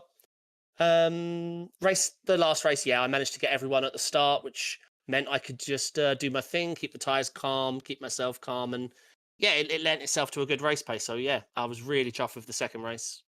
But yeah, the first race was too much fighting for me to get back the time I lost. Well, indeed, and focusing on that first race in particular, of course, as you say, with qualifying not quite going the way you might have wanted it to with that misinterpretation of the time available. Just take us through, when you're in that 12-minute sprint race at Spa, you've only effectively got 5 laps in order to get the job done. What's it like in terms of finding that balance on the car? Because these cars, these Porsche 992 Cup cars, are not necessarily that easy to drive under that pressure. Yeah, 100%. So obviously my brain time turns to, obviously I don't need the tires as much as, like you say, a longer race, but I am aware overheating them is overheating them, and I myself struggle when the Porsche Cup gets hot. And obviously you do have the off tracks allowance to use up, and at Spa, as everybody knows, there's a few places where you can definitely gain an advantage. But yeah, that was probably the downfall of my first race, was the need and willingness to push, and it's just not the car for me to push as hard as I was in the first race. So yeah, it's difficult. The leader definitely, if he can keep himself calm, has a nice advantage if he can keep the toe broken. But yeah, for sure, I do worry about the tires in this car, especially over such a long lap. Oh, indeed. And then speaking about worrying about the tyres, we come across to what is race number 2. But before talking about the actual race itself, the grid position, we have to ask, given your P6 finish in the sprint race, were you smiling a little bit thinking, you know what, I'm starting on the second row and I've got the inside run into turn 1? No, no, I don't think like that. I take each race as they come. I was very disappointed after the first race that I blew my shot. Yeah, I get that, because there's no guarantee, right? Even row 2 at Spa with the standing start with a very quick right-hander off camber with cold tyres is always a risk. Maybe I'd have been cheering if I was row 1, but still, no, I was disappointed with my first race, and then it sort of reality kicks in after about the reverse grid. Oh, indeed. And with that reality kicking in, we saw an absolutely flying start from yourself, very quickly nipping your way past Cameron Willesey and then trying to battle side by side into turn number 1. Was the game to try and get the early jump on the field, or was it more about just make sure you survive the run through Eruge and Radion and then charge into Lacombe? Yeah, 100%. I am good at starts in this car. It's just a case of keeping myself calm, but I know my start procedure is pretty good, especially on the second phase. And once I saw P2 was slow off the mark, I started to sort of take a diagonal line to sort of show him where I was going to brake. And it looked like it upset the leader. Not upset him, it upset his car balance, because he tried to get on the power early to keep first place, and he let the rears rip and almost spun. So yeah, I mean, to be honest, I just wanted that second position. I wanted the clean draft. I didn't want to be worried. I didn't want to be row 2 exit in the first corner. So yeah, I was trying to keep my heart rate down, keep my breathing down, and get that start nailed. Oh, indeed, and getting it nailed, leading or going through Lacombe on the first lap and then running off into the distance. I have to ask, obviously the 30-minute race, a bit more about car management, particularly those tyres which you mentioned in the sprint race. Were you sort of in that 90% zone, so not pushing it to the 100%, wary of the fact the car could come back to haunt you a bit later on in the race? Yeah, ideally that would have been the dream, but what was his name? Sorry, because it says Webber. Dan behind kept the pressure on me the whole time. I tried to. My two priorities really was, well, three. Sorry, yeah, tires, off-track management, and keeping him out of the draft. So I was balancing them. Yeah, I was definitely wasn't pushing 100% because I knew I had a long race to go, and if I picked up off tracks early on and overheated the tires, and Dan would have definitely got me or got into that draft. So I used him as sort of a reference. When I was 2 seconds ahead, I was taking it easier on the tires. When he was 1 second, I was getting to that 98% pushing. But yeah, I was trying to balance those three things. And then once the race started to come to a close, it was definitely apparent that Dan had looked after the tires even better than I had, because he was closing on me and I was starting to push and push. And the last couple of laps it was all I had just to keep him out of the draft. Oh, indeed, and you kept him at bay all the way to the end, and along the way, I do believe also picked up the fastest lap of the race with a 2:21.01. Just talking about quickly trying to set the fastest lap in such an extended race, it must be a little smile thinking, you know what, you balanced the car out, got it right, but also managed to show everyone you were the fastest man on the circuit in that one. I didn't know that. That's pleased me, because I did think I lacked the one lap pace in this car compared to the grid. So that makes me happy. No, I wasn't thinking about it. Obviously, there was a phase in the race where Dan was starting to make gains on me, so I had to abandon the other principles about worrying about tyres and off tracks and just worry about pace. But it must have been through that phase. But yeah, he did not let me breathe or rest or just not worry and coast to the end. I had to constantly manage all the way to the end. Oh, indeed. And, well, with the thought of not being able to breathe or rest, we go from Spa-Francorchamps, a circuit known for not giving you a rest, to another European circuit, one in Italy, which is absolutely strenuous on driver and the car, Imola. How are you feeling for that circuit in 2 weeks' time?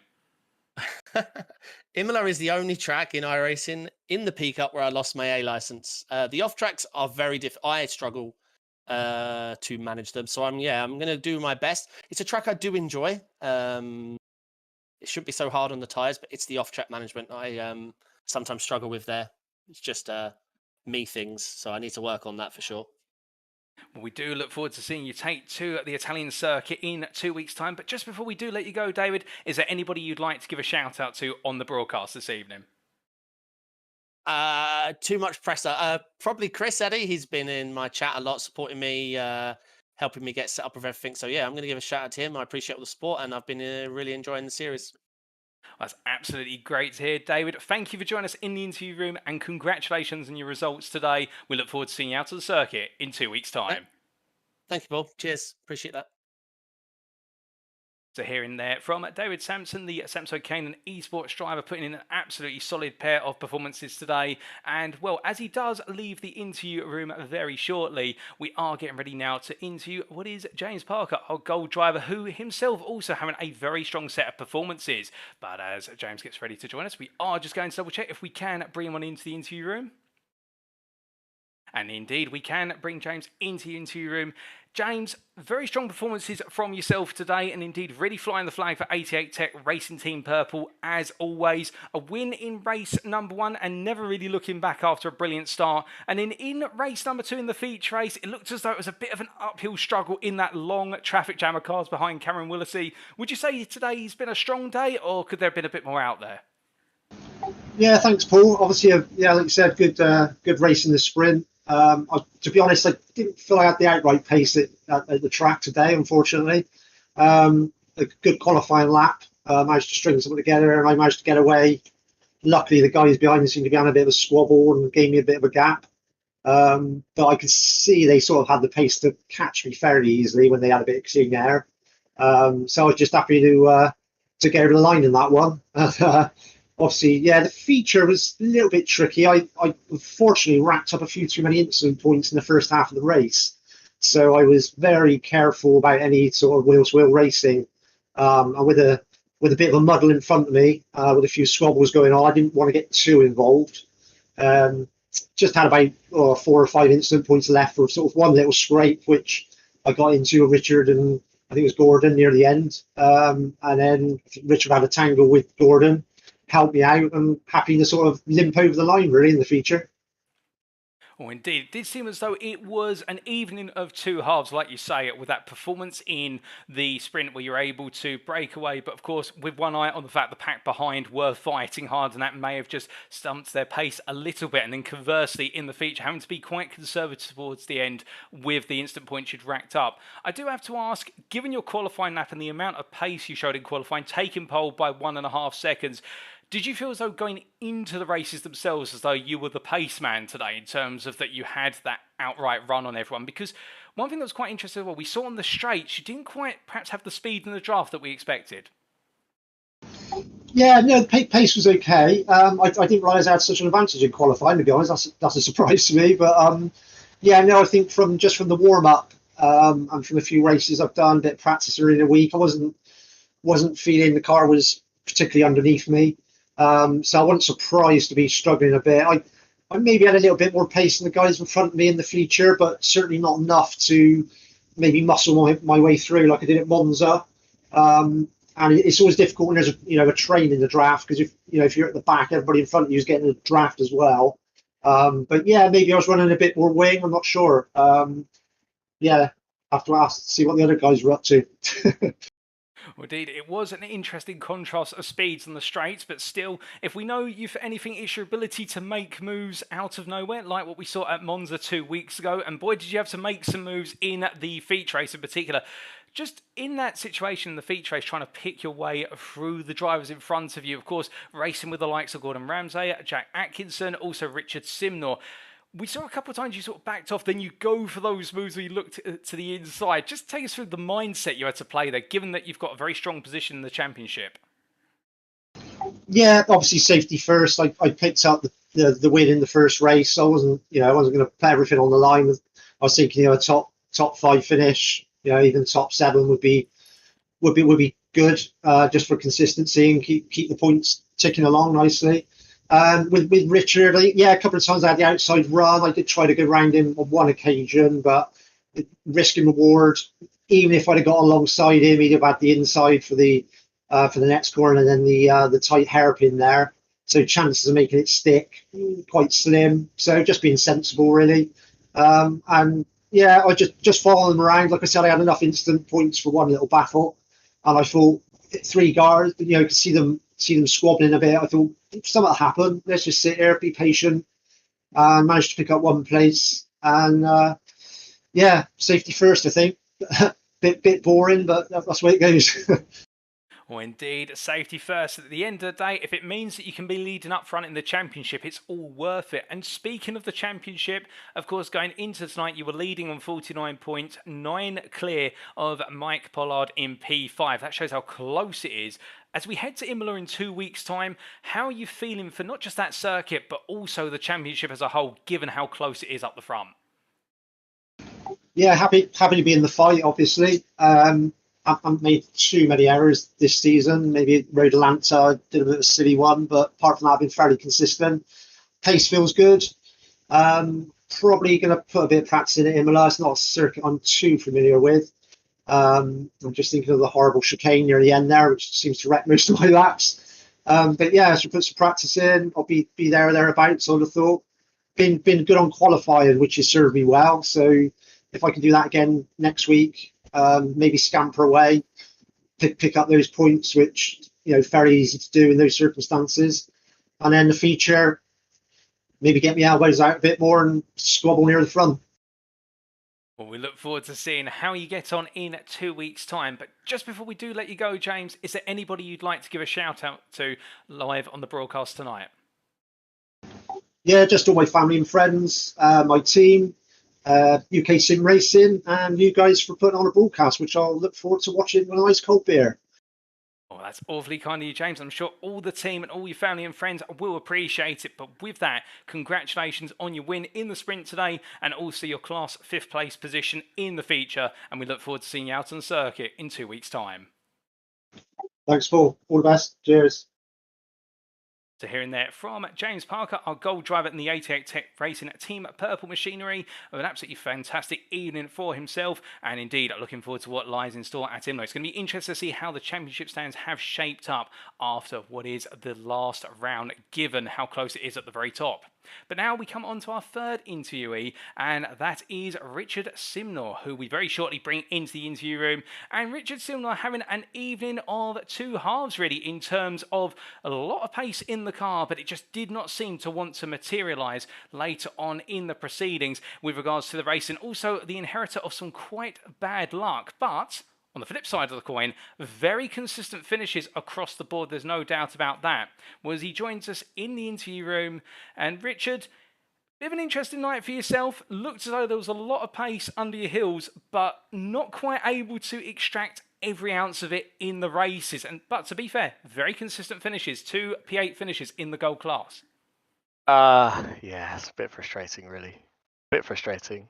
I got to slow down very early in the sprint race, and that pretty much sealed my fate. Everybody in front had pretty good pace, so we weren't really going anywhere. I don't think anybody was really trying any moves.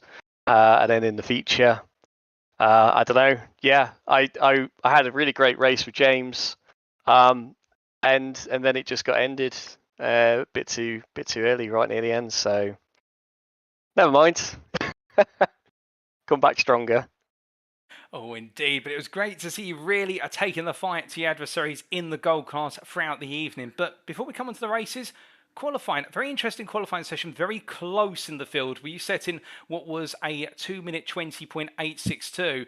Just over a second off of the pole lap set by James Parker, but indeed so very close to being on, say, the 3rd or even the 2nd row against the likes of Darracott, Davies, Sampson and Weber. How did you feel qualifying went for you? It was it wasn't too bad. I didn't really want to set a banker. I knew it was going to be like a 1-lap sort of qualifying session. It was looking good, and then I think going into Puon, I got a bit too trigger happy on the throttle, and then had to sort of ease off a little bit, and that lost me the time. If it wasn't for that, yeah, could have been a lot higher, but it is what it is. I wasn't too disappointed starting further back down the grid, because I knew I had the pace. The practice pace was right at the top, so yeah, it could have gone a lot better. But yeah, it's one of those sort of race meets. Sometimes it just doesn't go your way, and this was just one of them, I think.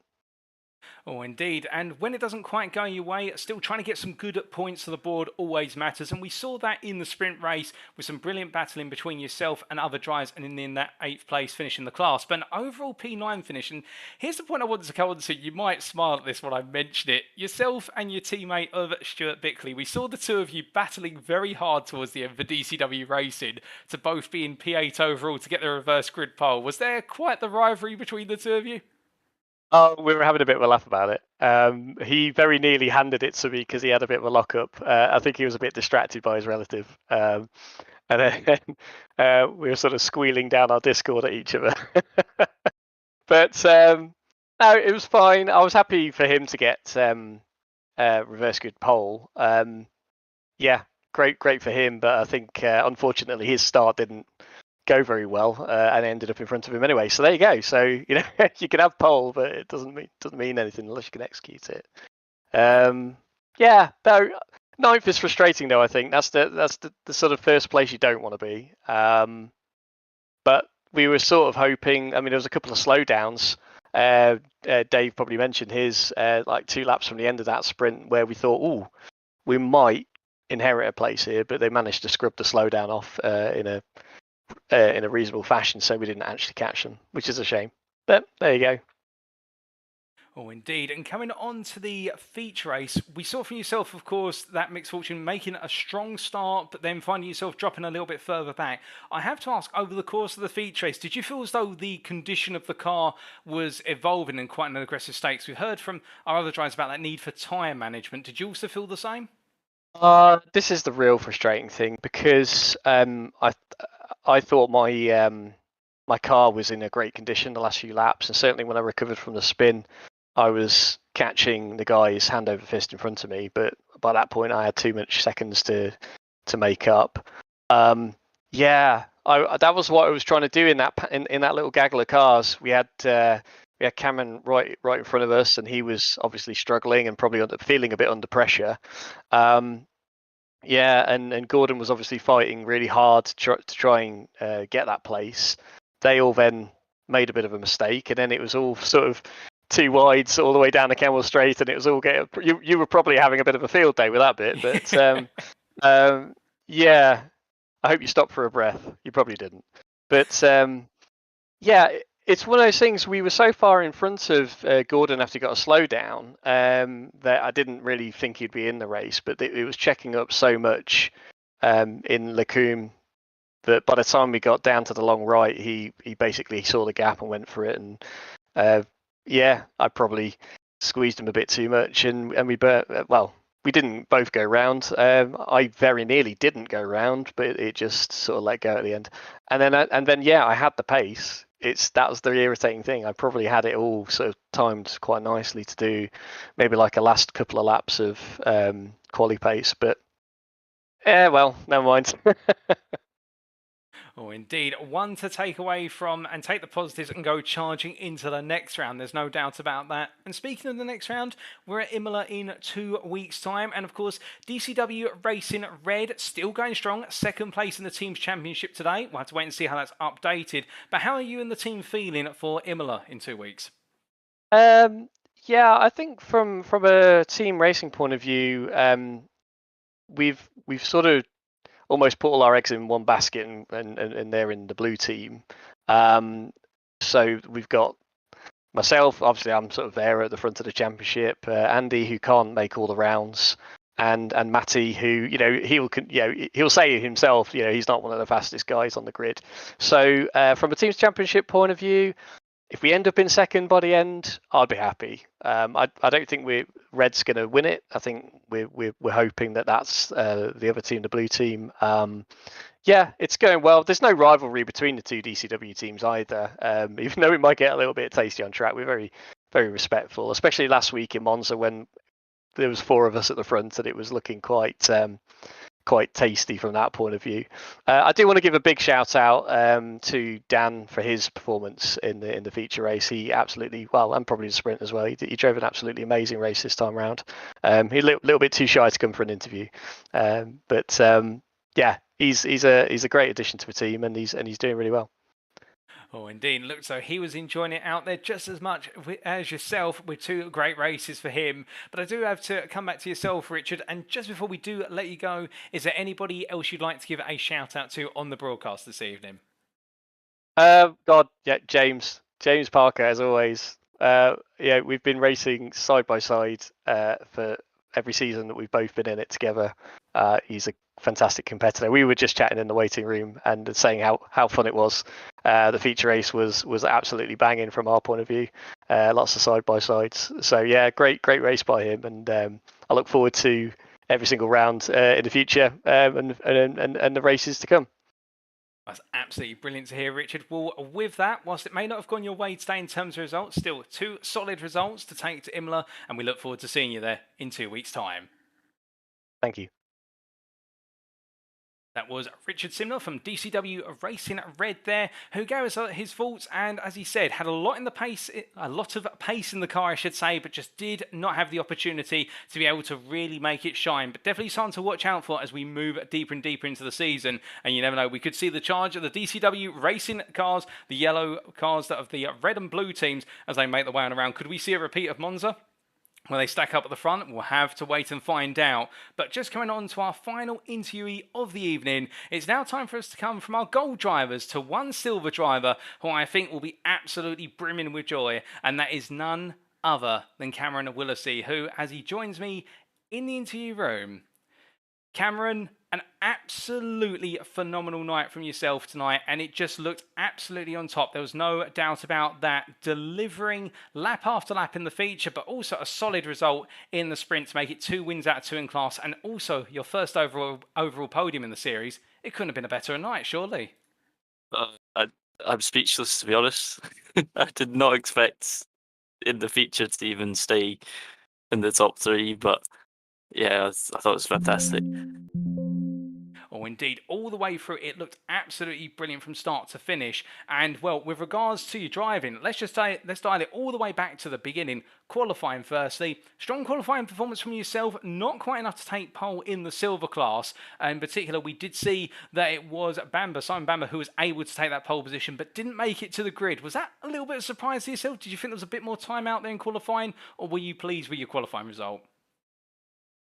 The first lap was a banker because Monza I didn't manage to get in a lap, so I just went for a banker lap, and then the second one I got an off track. So yeah, there probably was more time there, but to even, I think it was 9th or something.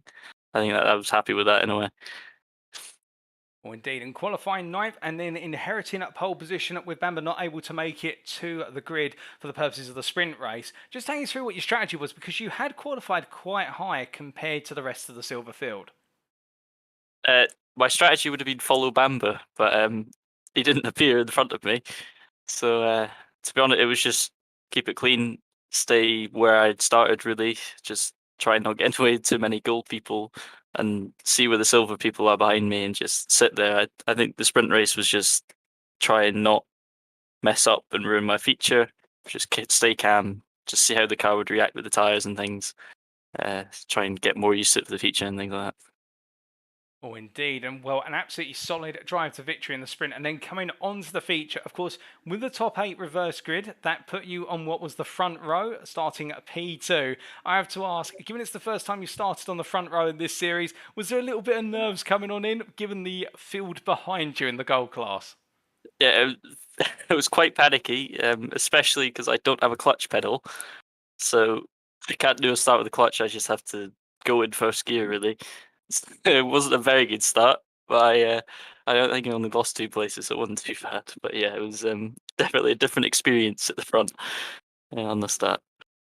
Oh, indeed. And speaking of that experience, we saw after you jumped back up into P3 overall, literally forming perhaps one of the longest traffic jams of gold drives we've seen so far. Not to critique, but that's what it looked like. But holding them all at bay, whether it's Atkinson, Parker, Ramsay or Simnor, nobody seemed to be able to get through. Just what was going through your mind throughout the entirety of that sequence? Because it lasted the best part of 18 minutes. Yeah, just tried not mess up. Really tried not lock up at the bus stop chicane. That was my main part, because I think as soon as I got off the bus stop chicane, I could hold it a decent exit down Eau Rouge and Radion, and the rest of the track you can't really overtake. So it was just trying to hold on to the straight and the slipstream, and somehow I managed to do it. And speaking of holding on, a comment on the 2x2 battle into Les Combes down the Kimmel Straight between yourself and Atkinson, and seeing behind as well the scramble between Parker and I do believe at the time it was Ramsay. Oh, I didn't really want to go for third, but I thought I kind of have to, considering I'm battling with gold people. I thought I don't want to ruin their race, but the move around the outside was unexpected for me. But I'm just great racing with Jack. He was fair as anything. To be held up by me the whole race, I didn't feel great, but. Well, at the end of the day, if you're ahead, he's got to find a way on through it, and he wasn't able to, and a brilliant overall podium for yourself. And with that overall podium, of course, going into tonight, you were, if I remember correctly, in fact, as I just double-checked my notes, you were at the time running in P3 in the championship, 14 points of a Travis Linscombe Hatfield, who championship leader going into tonight. That gap will have come down drastically now. I think it was going to be very close between the pair of you going into Imola in 2 weeks' time. Your thoughts on where you are in the championship at the moment? I'm pleasantly surprised, to be honest. It's my first season in it, so yeah, to be up there is great. To stay there would be even better. But I just hope it's a great season, to be honest. Oh, indeed. And a quick comment on our next circuit in 2 weeks' time. We head to Imola, of course. How are you feeling for the return to Italy? Never done it on iRacing, but on every other game I've played, it is a fantastic track. I love just driving it in any car, to be honest. The racing is difficult, but it is just a challenge. So I can't wait for it, to be honest. Love the track. Oh, I love the enthusiasm. And just before we do let you go, Cameron, is there anybody you'd like to give a shout out to on the broadcast this evening? Just Jack Ward for inviting me and showing me the league, to be honest, because it's great fun. I've never done anything like this on iRacing, and it makes my Thursday for sure. That's absolutely brilliant to hear, Cameron. And well, Jack, if you're listening to this, well done on inviting Cameron to the series, because we absolutely love to see both you and Cameron out of the circuit week in, week out. But with that, Cameron, thank you for joining us in the interview room. Congratulations on the double class win and the overall podium in the feature. And we look forward to seeing you on circuit in 2 weeks' time. Thank you. To hearing there from Cameron Willisey, our silver class driver from Willisey Racing, having an absolutely superb evening, no doubt about that today, and in the end picking up 2 major results. But with that, that does conclude our post-round interviews for this evening. And without further ado, ladies and gentlemen, that does lead to us to saying thank you very much for watching. And if you have enjoyed the show this evening and you want to know more about the UK sim racing community in terms of the series we run, what we do, what we stand for, and everything in between, then why not check out our official UK Sim Racing website? That is, of course, located at uksimracing.co.uk. Alternatively, you can go to our Twitter, which is twitter.com/UKSimRacing_. Now, if you do head to our website, you may notice that we do have a few links on our website, and those represent our affiliates. A big thank you to our affiliates, of course, including Swillow Meadow Sim Racing Coaching. You can see their YouTube address there. One of the #1 sources of coaching for iRacing, in particular, a multi-champion in official iRacing series, and indeed in the Porsche Cup car in particular, Swillow Meadow will be able to take your racing experience to the next level, where it's coaching for fast laps, alternatively just learning how to drive a car more consistency, or in between. He's one of the #1. He's one of the very best. We also have Race Anywhere. You can see their web address there, raceanywhere.co.uk. And Race Anywhere, of course, is the provider of curated sim racing equipment, aiming to only stock products that represent excellent value for the sim racing community. We also have Demon Tweaks, and you can see demon-tweaks.com there, who are the provider of the most complete and innovative motorsport product range available worldwide. So no matter what your level or discipline, Demon Tweaks could help drive you to realise your motorsport ambitions. And last but not least, Amazon.co.uk, whereby Amazon is the company striving to be the Earth's most customer-centric company, the Earth's best employer, and the Earth's safest place to work for the provision of concepts pioneered by Amazon, including but not limited to the likes of one-click shopping, Amazon Prime, Fire tablets, and Alexa. And if you want to know all about our affiliates, well, of course, you can go to our website, which you can see on screen now, the UKSimRacing website there, with the address mentioned earlier. And if you click on that link in the top left corner of the screen, which is the discount-affiliate links page, or sorry, I should say /affiliate links page, you'll be redirected to this screen. And, well, what's the benefit for you as a purchaser if you do go to one of our affiliates and make a purchase through them? Well, the benefit is you can give back to us at UKSimRacing if you so desire to for a simple purchase, because you'll get a discount for your purchase through our URLs on this page, and we will get a kickback from your purchase in return, which we will fund into future UKSimRacing series and the running of the organisation. Given that we are a non-profit organisation, every penny we make goes back into the smooth operation and all the services in between, including the Porsche Cup series, indeed our prize pools and whatnot. So going for a single purchase can go a little or a long way in supporting UKSimRacing. Additionally, some of our affiliates provide discount codes which are available in the UKSimRacing Discord, so don't forget to join our UKSimRacing Discord as well. But as we return to our wrap-up screen here, again, thank you very much for tuning in, ladies and gentlemen, and now our drivers are going to get ready for next time. As they make their way back to Italy, they'll be racing at the Imola circuit, known in full as the Autodromo Internazionale Enzo E. Dino Ferrari, for rounds 7 and 8 of the Porsche Cup Season 4. It'll be taking place on Thursday, the 3rd of November 2022. We'll be bringing you all the racing action once again as live. I was going to say as if it were live. I've got to get out of that habit now. It is going to be live. Plenty of racing action to come, and indeed, in both the Gold and the Silver Championships, we have definitely seen a huge shake-up today at Spa. Question is, will we see things settle down, or will we see another turn in the yardstick come 2 weeks from now? Well, all that and more, we'll have to wait and find out.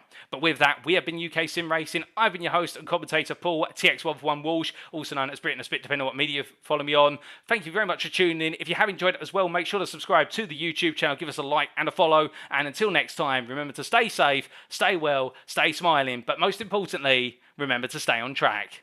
Good night.